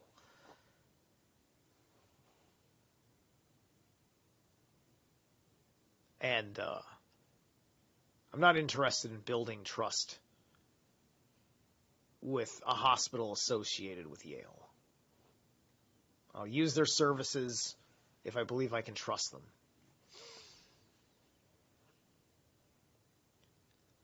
We may now summarize our characterization. I don't know if I'm going to read this again if I read it already. I feel like I need to. We may now actually let me hold on. How we're nearly done. Okay, this is the end of it. Okay, good. All the relations, so we may now summarize our characterization of authentic being towards death as we have projected it existentially. Anticipation reveals to Dasein its lostness in the they-self and brings it face to face with the possibility of being itself, primarily unsupported by concernful solicitude, but of being itself, rather in an impassioned freedom towards death. A freedom which has been released from the illusions of the they and which is factical, certain of itself, and anxious. All the relationships which belong to being towards death, up to the full content of Dasein's uttermost possibility, as we have characterized it, constitute an anticipation which they combine in revealing, unfolding, and holding fast as that which makes this possibility possible.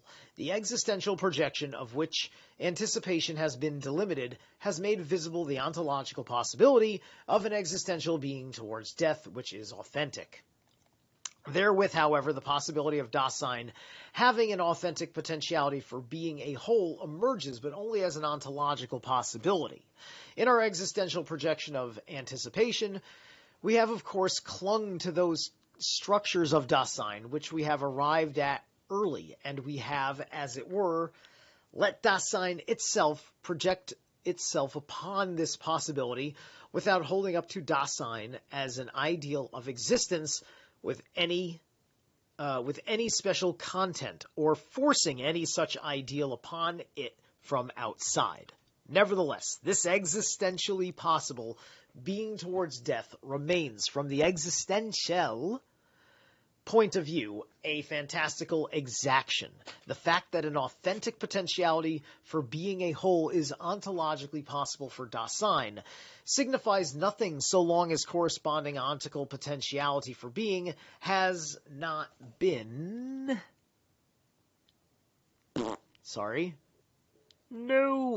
has not been demonstrated in Dasein itself. Found it. Does Dasein ever factically throw itself into such a being towards death? Does Dasein demand, even by reason of its own most being, an authentic potentiality for being determined by anticipation?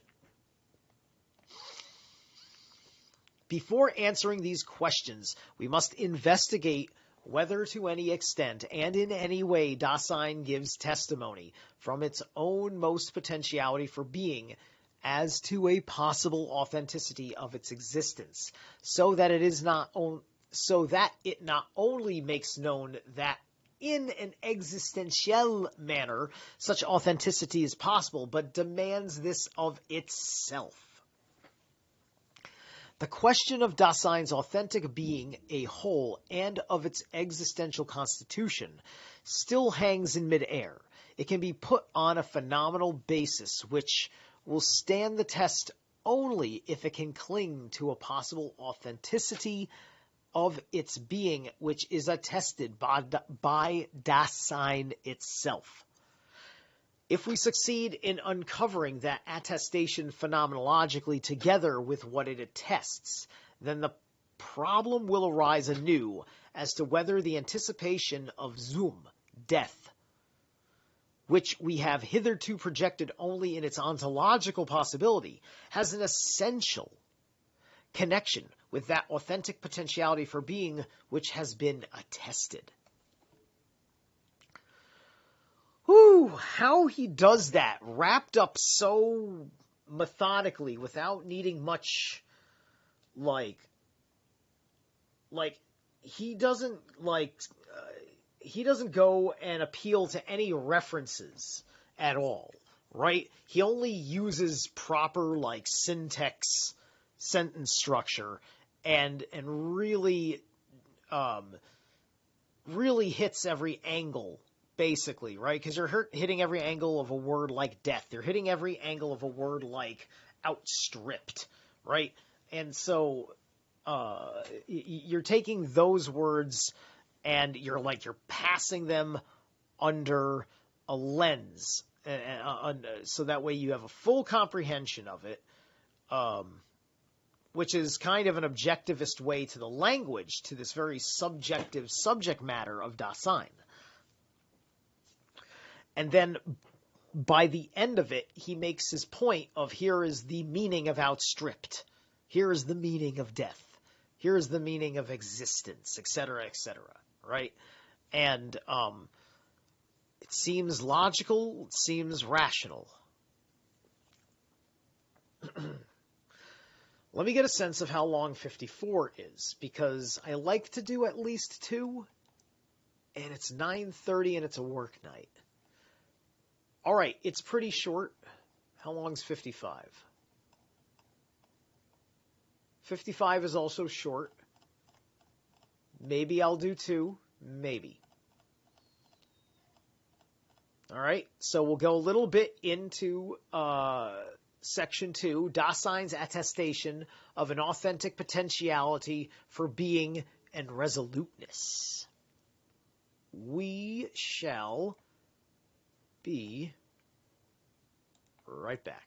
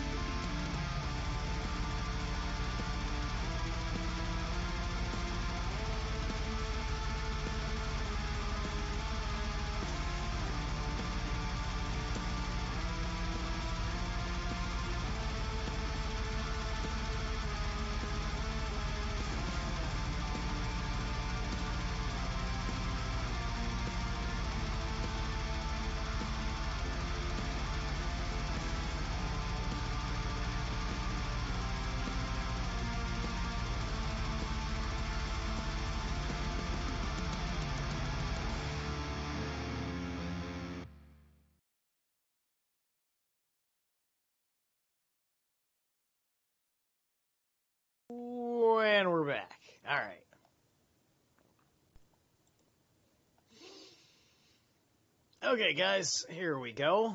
Glad you were psyched for me going on and straight up with the devil horns. Polly May thing. What's up, dude? All right, 54. The problem of how an authentic existential possibility is attested. What we are seeking is an authentic potentiality for being of Dasein, which will be attested in its existential possibility by Dasein itself. But this very attestation must first be such that we can find it. If in this attestation, Dasein itself, as something for which authentic existence is possible, is to be given to Dasein to understand. All right. The attestation will have its roots in Dasein's being, so in exhibiting it phenomenologically, we include a demonstration that in Dasein's state of being, it has its source. In this attestation, an authentic potentiality for being oneself is to be given us to understand. The question of the who of Dasein has been answered with the expression self.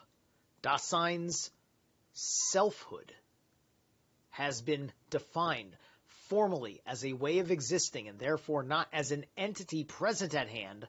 For the most part, I myself am not the who of Dasein. The they self is its who. Authentic being oneself takes the definite form of an existential modification of the they. Wow. Let me read that again. Authentic being oneself takes the definite form of an existential modification of the they. And of course, this is that ultimate thing. To modify something. Like, the word chosen here in English is modify. Don't know what we're talking about outside of English, but let's go to etymology, and I want to get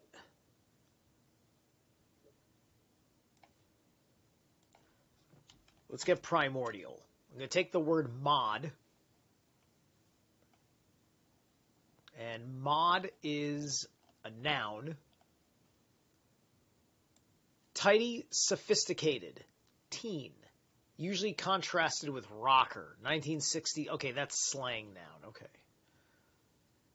Short for modification, okay, 1920, originally among aviators, okay.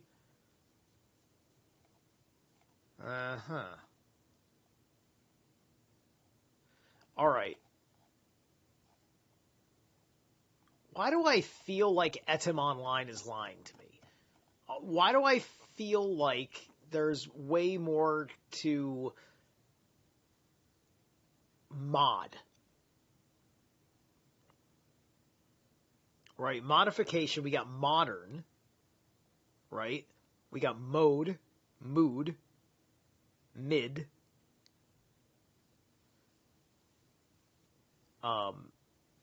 I even think that it's fair to say words like mend. Oh, we got mead.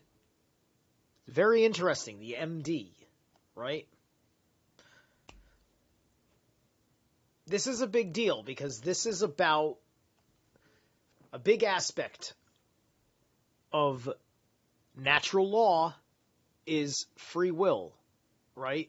And so modification, what qualifies as modification?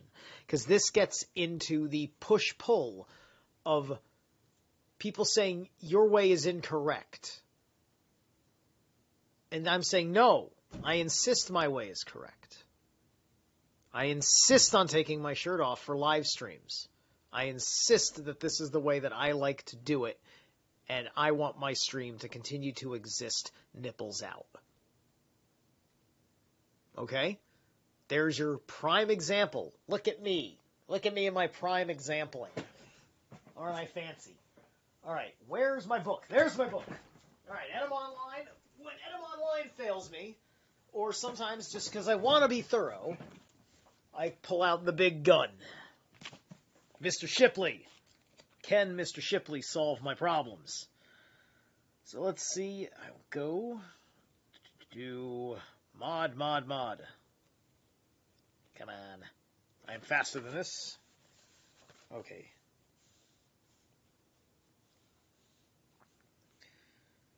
So, mod, okay.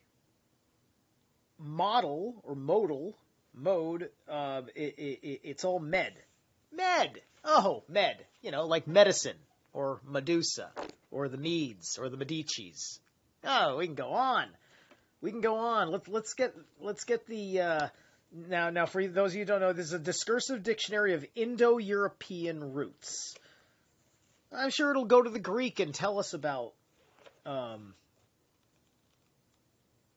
Medes. Let's hear about the Medes. Let's really get into what are we talking about really here? There we go. Okay, Medi, we're almost there. Med. All right. This is a good side quest. This is a very good side quest. Okay, this isn't very long. So, med, measure, take measure, hence ponder, judge, prescribe, an extension of me. 4. This root formed many Latin words: modicus, modulus, modus, meditari, meditatum, medicina, etc. Thence, moderate, immoderate, etc., modest, immodest, modal, mode, and its doublet, mood. Oh, look at that. I was right. It's all in here. I didn't even read this. I'm just a fucking genius, obviously. In grammar, form modified by mood, state of mind, see moro, model, mauld, pattern, modern. Measured, as of our day, influenced by Dournal, etc. Modicum, modify, modulate, module, accommodate, commode, commodious, commodity, meditation, etc. Meditation is the last of the stations on the eightfold way to nirvana. It is of little worth until the other 7 are achieved. See octo premeditated. Wow, that is a very specifically fascinating facet of the modern meaning for med. This is all med, which is mod, for modification. Because this is all about what is being applied here for modification, right? And then we got medical, medication, medicine, medicinal, etc. Remedy. Then it says FR, which that's, I believe, French. Modiste, moulage, turmoil, folk changed from L, that's Latin, trimordia, vessel containing 3 measures, applied to a mill hopper, which shook as the grain flowed through. Then it goes W, metheglin. I want to say that might be Welsh. That could be Welsh. I usually don't get a W in here. And I don't want to waste time looking it up. Anyway, literally honey juice, deemed medicinal. See medhu, and medhu is a little bit down the line. So GC, which I believe is Germanic, and then GK is Greek. Greek is down below. Okay, meat, must, meat. So there's meat, M-E-T-E, but then also as far as spelling, there's M-E-E-T. So it's meat, must, then meat with the 2 E's.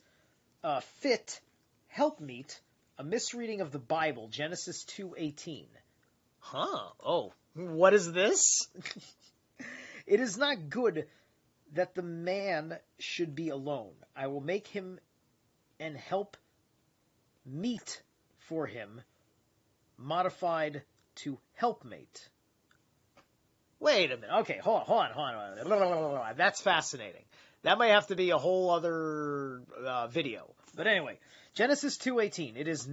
He doesn't cite which translation of Genesis 2:18 is phrased this way, so I don't know what he's talking about. It is not good that the man should be alone.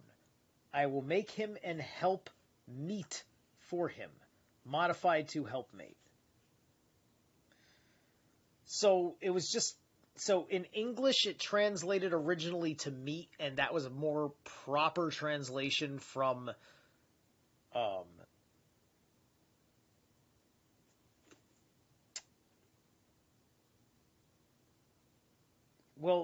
from, I guess, the Germanic translation. I guess it was in the Germanic, in the Germanic Bible, if you will.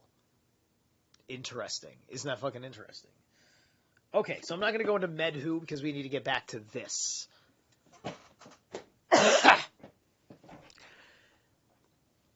Okay, so in short, this is about you doing the healing work. This is the internal alchemy. This is your transmutation of the poison. This is, you've taken the bite of Jormungandr and now you are medicating it. And part of medicating it is having healthy boundaries. So the modification is ultimately about reestablishing your relationships without impeding upon another person's sense of Dasein. Right? This is the tricky kind of stuff. It's very tricky in the general social dynamics between men and women, and what especially a man can say or do that can offend and or threaten the Dasein of a woman.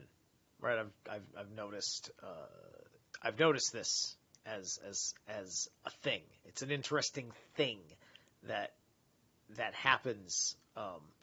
Right? There's very different way that men react about it, and also men can be much more direct in trying to say, like, what do you mean by that kind of thing?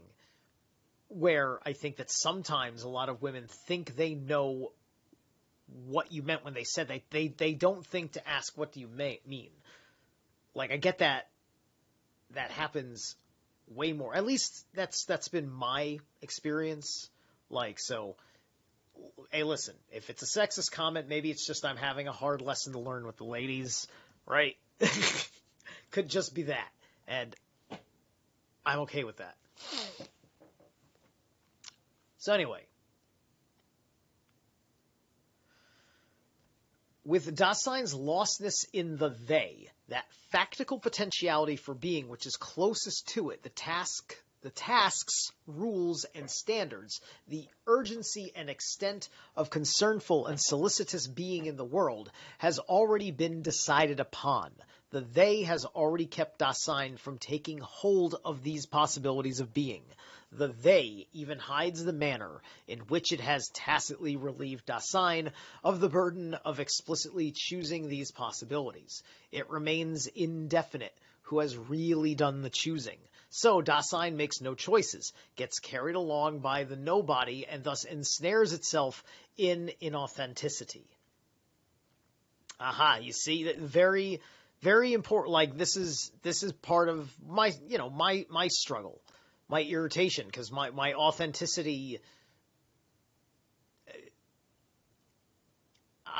it's more my authenticity is much more flexible than it used to be.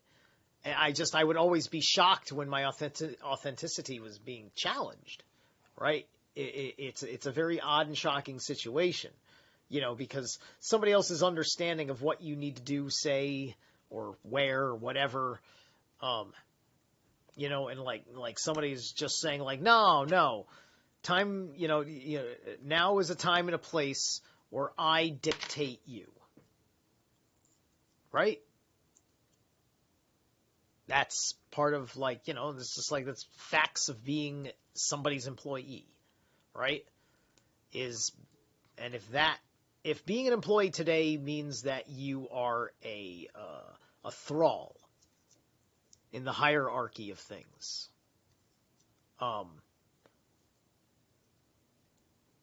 I don't see anywhere where Heimdall, after he makes you a thrall, then abuses the fuck out of you.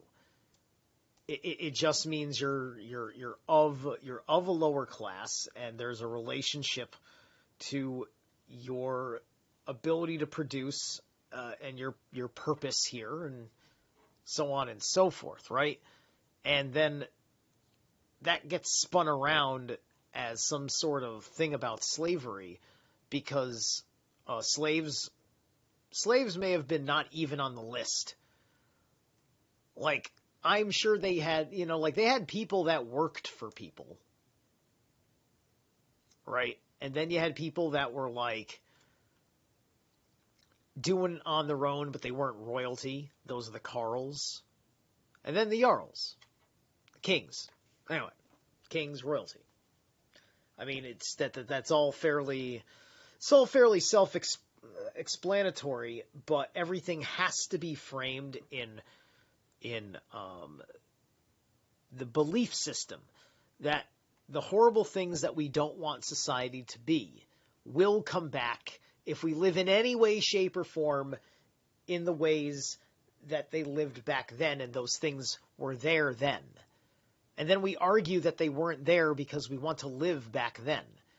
And you know what? The thing is, just, like, live the way that you've heard in the books, but live it the way you want to live, right? And stop making a defense of the way that things were, right?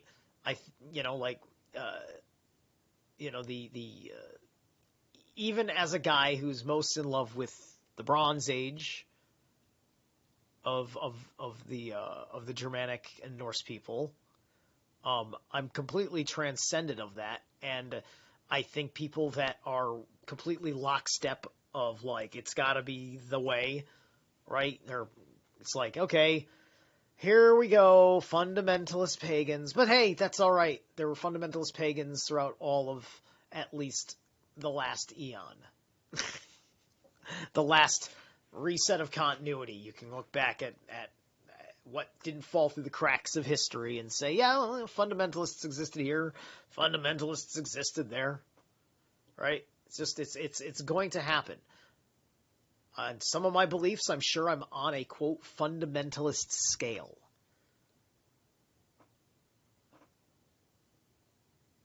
Not very close to that scale. I mean, I made my point about Jesus earlier, right? So anyway. It remains indefinite who has really done the shooting, so Dasein makes no choices, gets carried along by the nobody, and thus ensnares itself in inauthenticity. This process can be reversed only if Dasein specifically brings itself back to itself from its lostness in the they. But this bringing back must have that kind of being by the neglect of which Dasein has lost itself in inauthenticity. When Dasein thus brings itself back, thus sich zurholen from the they self is modified in an existential manner so that it becomes authentic, being oneself. This must be accomplished by making up for not choosing, nachholen einerwal, but making up for not choosing signifies choosing to make this choice. Deciding for a potentiality for being and making this decision from one's own self, in choosing to make this choice, Dasein makes possible first and foremost its authentic potentiality for being. But because Dasein is lost in the they, it must first find itself. In order to find itself at all, it must be shown to itself in its possible authenticity. In terms of its possibility, Dasein is already a potentiality for being itself, but it needs to have the potentiality attested. In the following interpretation, we shall claim that this potentiality is attested by that which Indasein's everyday interpretation of itself is familiar to us as the voice of conscience. Stimme des Gewissens. That the very fact of conscience has been disputed, that its function as a higher court for Dasein's existence has been variously assessed, and that what conscience says has been interpreted in manifold ways. All this might only mislead us into dismissing this phenomenon if the very doubtfulness of this fact or of the way in which it has been interpreted did not prove that we...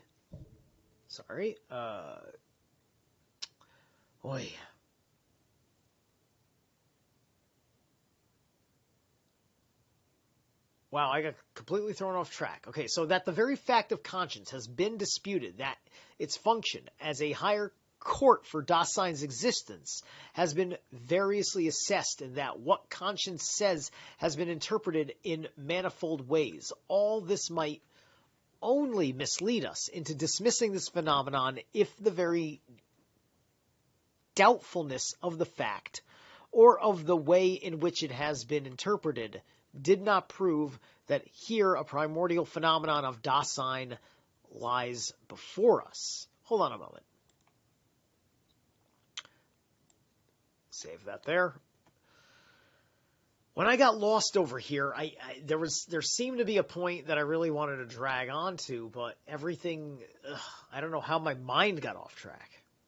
In the following interpretation, we shall claim that this potentiality is attested by that which in Dasein's everyday interpretation of itself is familiar to us as the voice of conscience. Okay, so the Jiminy Cricket archetype, right? That the very fact of conscience has been disputed, that its function as a higher court for Dasein's existence has been variously assessed, and that what conscience says has been interpreted in manifold ways. All this might only mislead us into dismissing this phenomenon if the very doubtfulness of this fact or of the way in which it has been interpreted did not prove that here a primordial phenomenon of Dasein lies before us. Okay, all right. So, gotcha. So the conscience, yeah. So it's getting down to the conscience. It's the voice that forces itself forward. It's this voice that forces itself forward as the critical interest of Dasein, right? It's the voice that says, yeah, that's it, or no way, right? It's kind of like that. And it may even have an explanation that's deeply personal and very very sensitive, right? Something that that's so private you might tell your spouse or your parent or something. In the following analysis of conscience will be taken as something which we have in advance theoretically, and it will be investigated in a purely existential manner with fundamental ontology as our aim. We shall first trace conscience back to its existential foundations and structure and make it visible as a phenomenon of Dasein, holding fast to what we have hitherto arrived at as that entity's state of being. The ontological analysis of conscience on which we are thus embarking is prior to any description and classification of experience of conscience, and likewise lies outside of any biological explanation of this phenomenon, which would mean its dissolution. But it is no less distant from a theological exegesis, what the fuck? Okay, exegesis of conscience, or any employment of this phenomenon for proofs of God or for establishing an immediate consciousness of God. Okay, let me look up this goddamn word.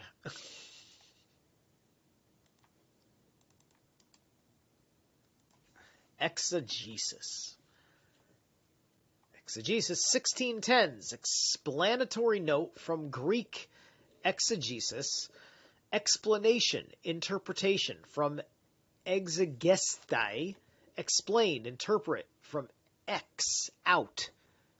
Hegesthai, to lead, guide. Okay. From pi root sag, to track down, seek. Oh, sag, Sagittarius, the hunter, tracks down, seeks. Yeah, the hunter. Huh. Like, yeah, let's, okay. Odin on the Great Hunt is Sagittarius season. Okay? Odin could be the centaur. Odin could be interpreted as part of centaur myths, just in the sense of the Great Hunt, if you're tracking the idea of what Sagittarius is doing. Maybe it's not a bow and arrow. Maybe that's maybe Hugin and Munin are what certain things are, right? See, I need to get a better look at the real stars. That's the problem. Meaning, exposition of Scripture is from 1823. Related, exegetically. Okay. Wow. So that's a word. Exegesis. That word needs to get around in heavy metal. That's some technical death metal shit right there. Exegesis. Exegesis ought to be some technical death metal. Anyway. Conscience of any employment of this phenomenon for proofs of God or for establishing an immediate consciousness of God. Nevertheless, even when our investigation of conscience is thus restricted, we must neither exaggerate its outcome nor make perverse claims about it and lessen its worth. As a phenomenon of Dasein, conscience is not just a fact which occurs and is occasionally present at hand. It is only in Dasein's kind of being, and it makes itself known as a fact only with factical existence and in it. The demand that an inductive empirical proof should be given for the factuality of conscience and for the legitimacy of its voice rests upon an ontological perversion of the phenomenon. This perversion, however, is one that is shared by every superior criticism in which conscience is taken as something just occurring from time to time rather than as a universally established and ascertainable fact. Among such proofs and counterproofs, the fact of conscience cannot present itself at all. This is no lack in it, but merely a sign by which we can recognize it as ontologically of a different kind from what is environmentally present at hand. Conscience gives us something to understand. It discloses by characterizing this phenomenon formally in this way. We find ourselves enjoined to take it back into the disclosedness of Dasein. This disclosedness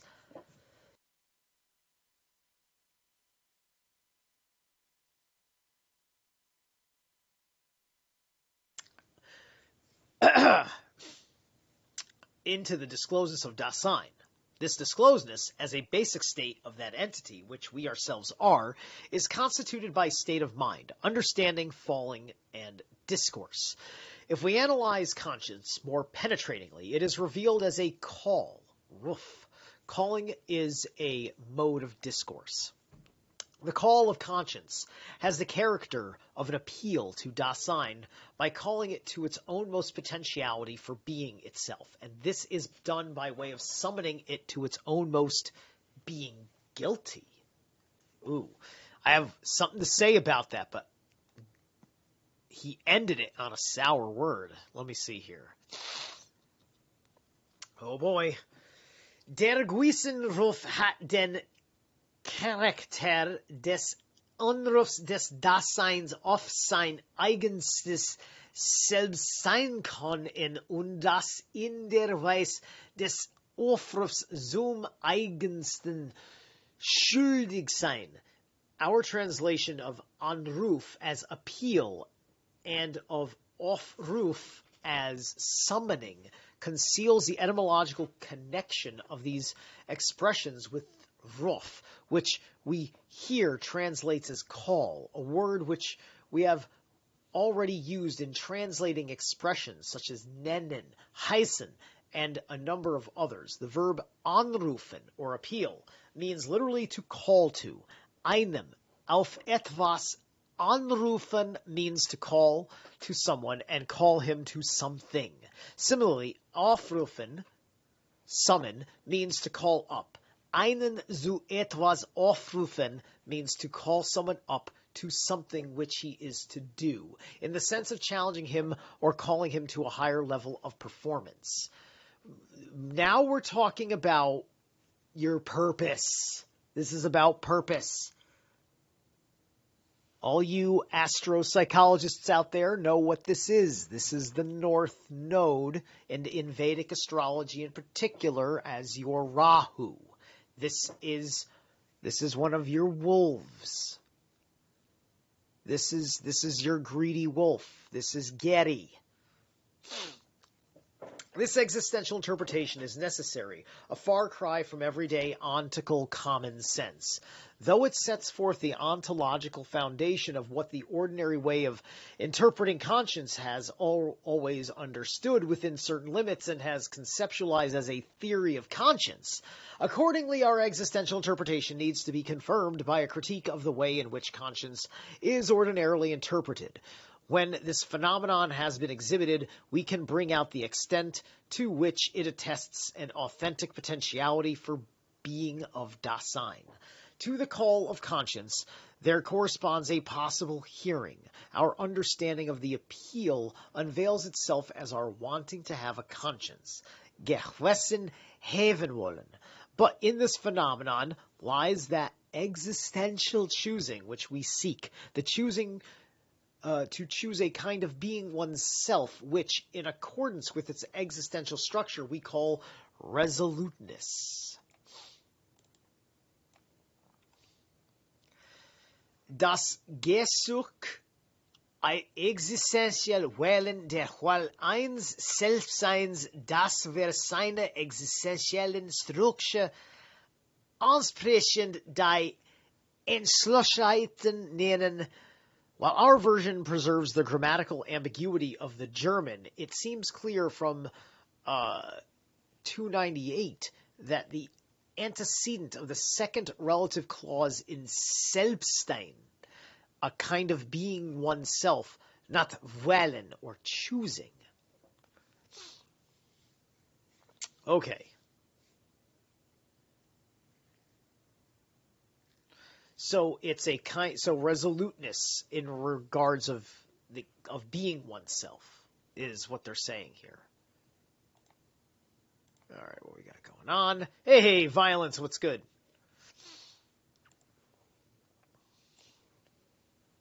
Thus, we can see how the analysis of the chapter are divided up. The existential ontological foundation of conscience, the character of conscience as a call, the conscience as the call of care, and understanding the appeal and guilt, the existential interpretation of conscience and the way conscience is ordinarily interpreted, the existential structure of the authentic potentiality for being which is attested in the conscience. Now, this is going to be very interesting going through conscience for me because I have read Thomas Sheridan's Puzzling People, The Labyrinth of the Psychopath.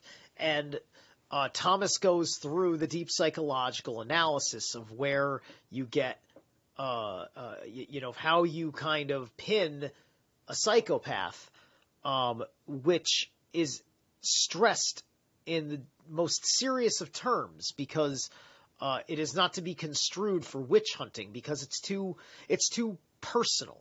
It's too much about the personal experience. It's nothing, it's just like at the end of the day, if you are a wiser person in your interpersonal relationships, you're gonna, you might get hurt. I've hurt people, because of my foolishness, right? There's that. That's different, right? And then you've got other people that are just, they're monsters. They're monsters. It's strange that they are, right? But there's some people that can be confused as monsters because of the way they are just protecting their Dasein, right? That's something very important. Most people put a shield up for their Dasein, right? Think about all the people that were growing up in the 2000s, in the last 20 years, 24 years, right? With the explosion of all of the gender fluidity, social consciousness situation going on, right? And these people, they demanded a Dasein flip.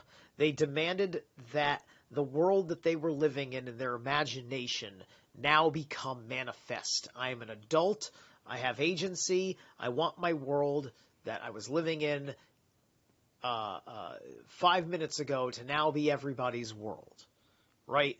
So everybody has to treat me a certain way because of my invocations, right? This is them practicing their sympathetic magic to reinforce their Dasein, all right? You can't blame them. Okay, so let's take a break, and do I want to do...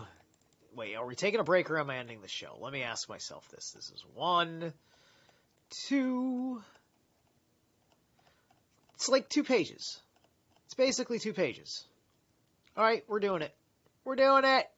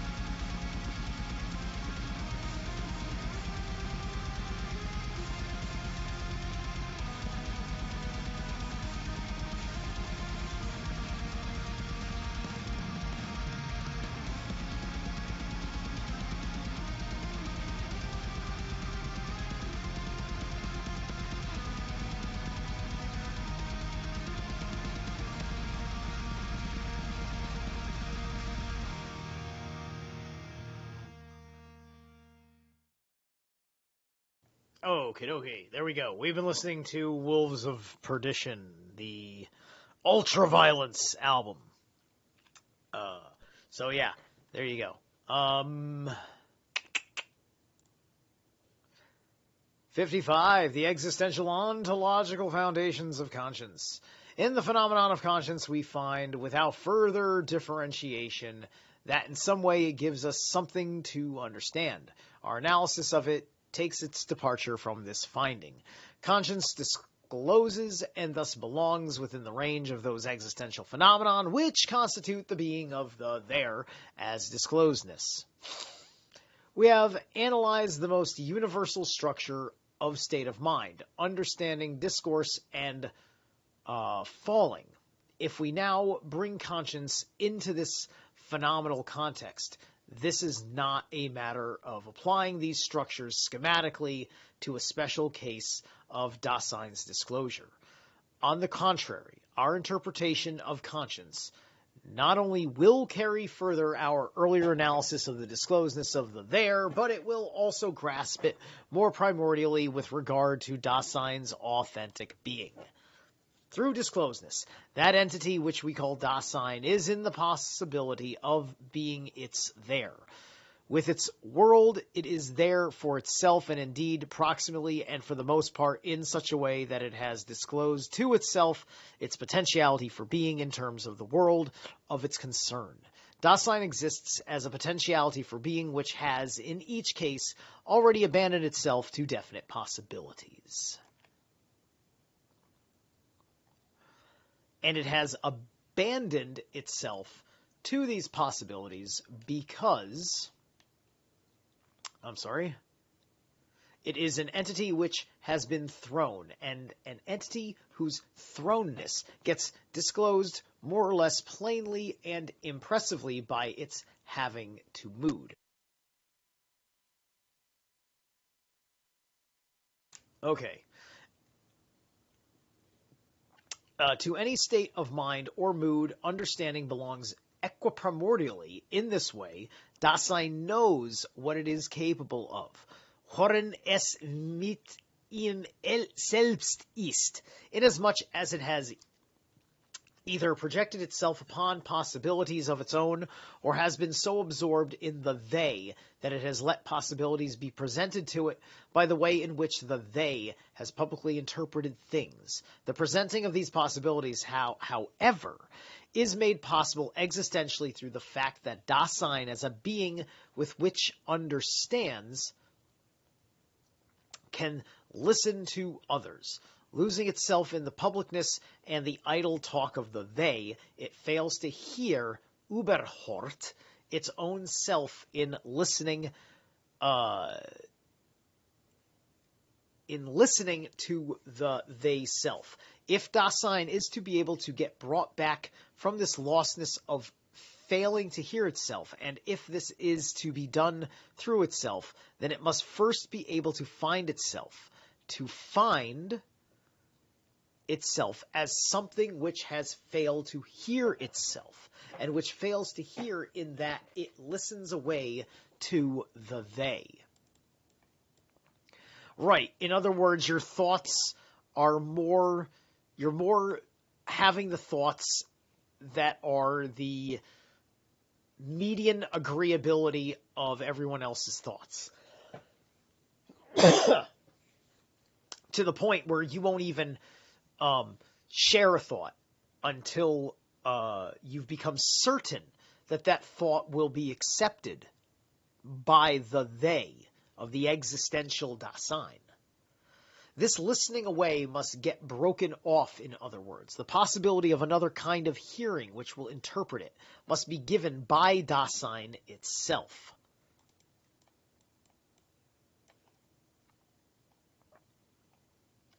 Okay. Hold on a second. Oh, I didn't read for they, and I also now have to read... I don't have to read the second one. Okay, but I do have to read this. Sichsel das sich überhört hat und überhört im Hinhören auf das Mann. In this passage, Heidegger has been exploiting three variations on the verb hören. Hören auf, our listen to, überhören, fail to hear. That's okay. Überhören means fail to hear. Now, über, I thought über meant beyond.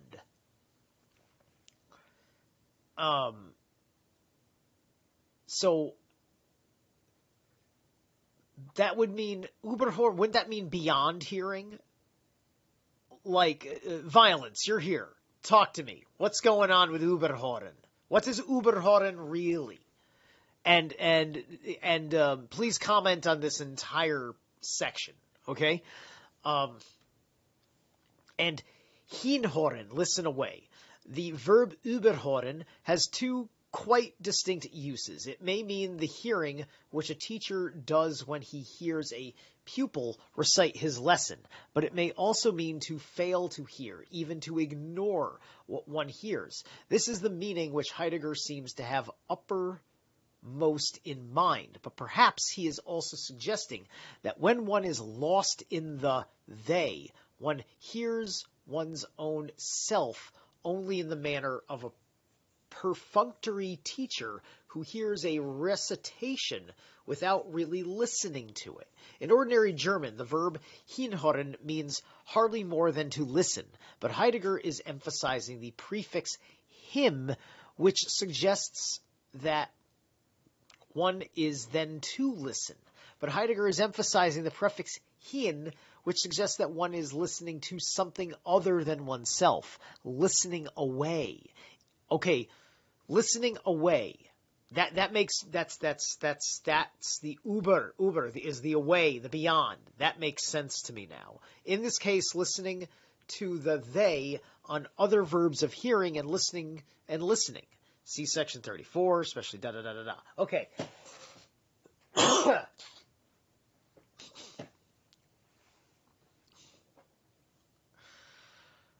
All right, so it's yeah. So now it all makes perfect sense. Das sich überhört hat, über, above and beyond. Hey, how would you say Bed Bath and Beyond in German? Morbid curiosity. Anyway. The possibility of its thus getting broken off lies in its being appealed to without mediation. Mediation, right? Modulation before. Like, now whenever we hear a word he uses with mod or med in the root of the word, or even possibly, it could be anywhere in the word, really, because because we're talking about the primordial meaning of mod or med here, right? Because he's gonna think primordially about we're in the midst of talking about the voice that is the conscience itself that comes from the self, but it comes from the Dasein of the self as that characteristical interface.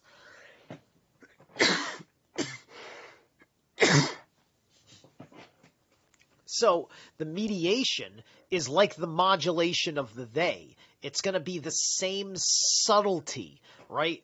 It's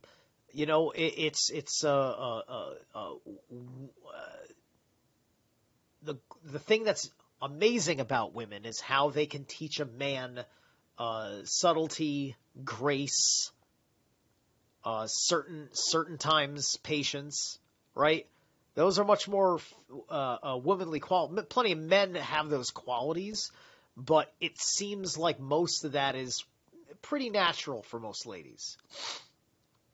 So, in its being appealed to without mediation, Dasein fails to hear itself and listens away to the they, and this listening away gets broken by the call, if that call, in accordance with its character as such, arouses another kind of hearing, which in relationship to the hearing that is lost.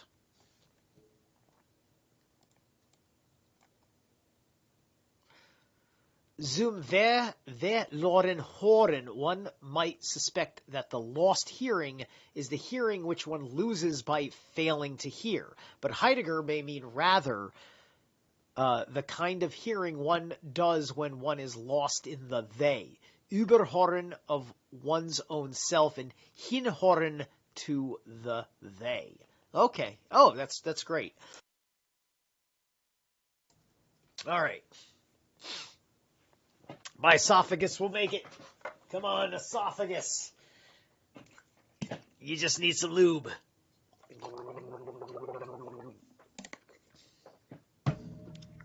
Excellent. We take, shit, where was I? Yes, I did. Has a character in every way opposite. If in this lost hearing one has been fascinated with the hubbub of the manifold ambiguity which idle talk possesses in its everyday newness, then the call must do its calling without any hubbub, and unambiguously leaving no foothold for curiosity. That which by calling in this manner gives us to understand is the conscience.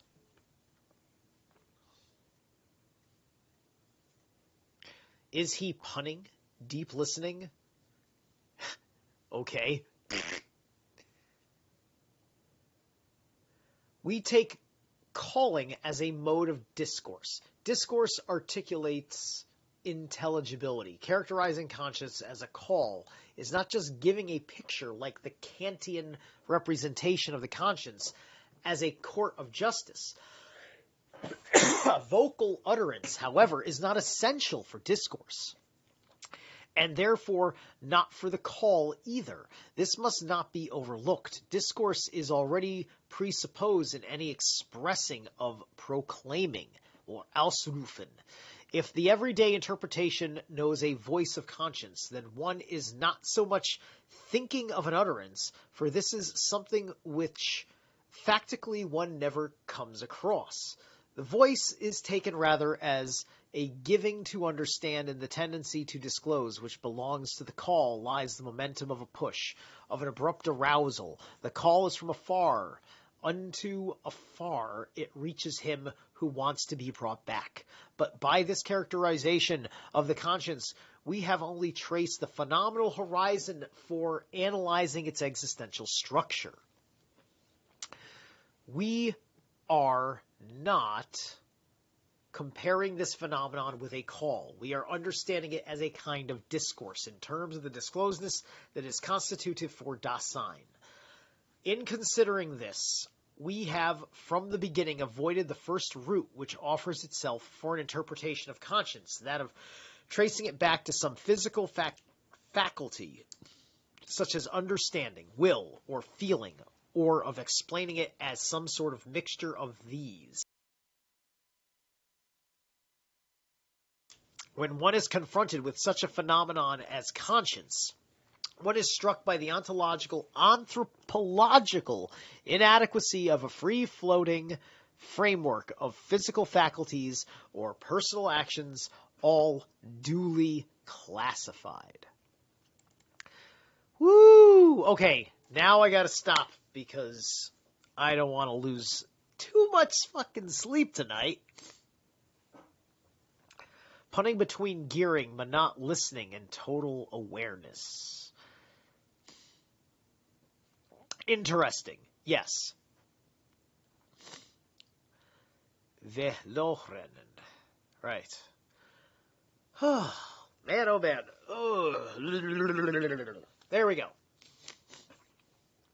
So, thank you guys so much for tuning in tonight. And thank you so much for popping in, saying hello in the chat. I'm going to be running the end screen, so it'll be your final chance to say goodbye in the chat. Please, once again, go watch my video, my live conversation with Joe from Library of the Untold. Go to subscribe, like, and share Library of the Untold. I think he's doing some top-notch occult research with his heart in the right place in accord with the higher force.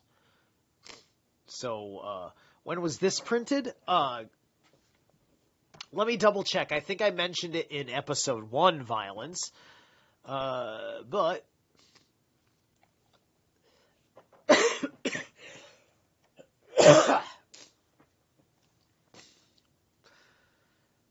1960. First English edition was 1962.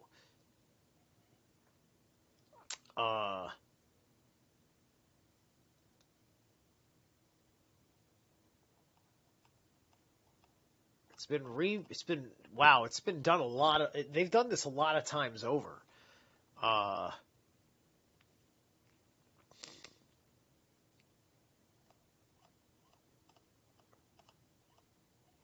but yeah, it doesn't say what year it was published in German. You're gonna have to go look that up.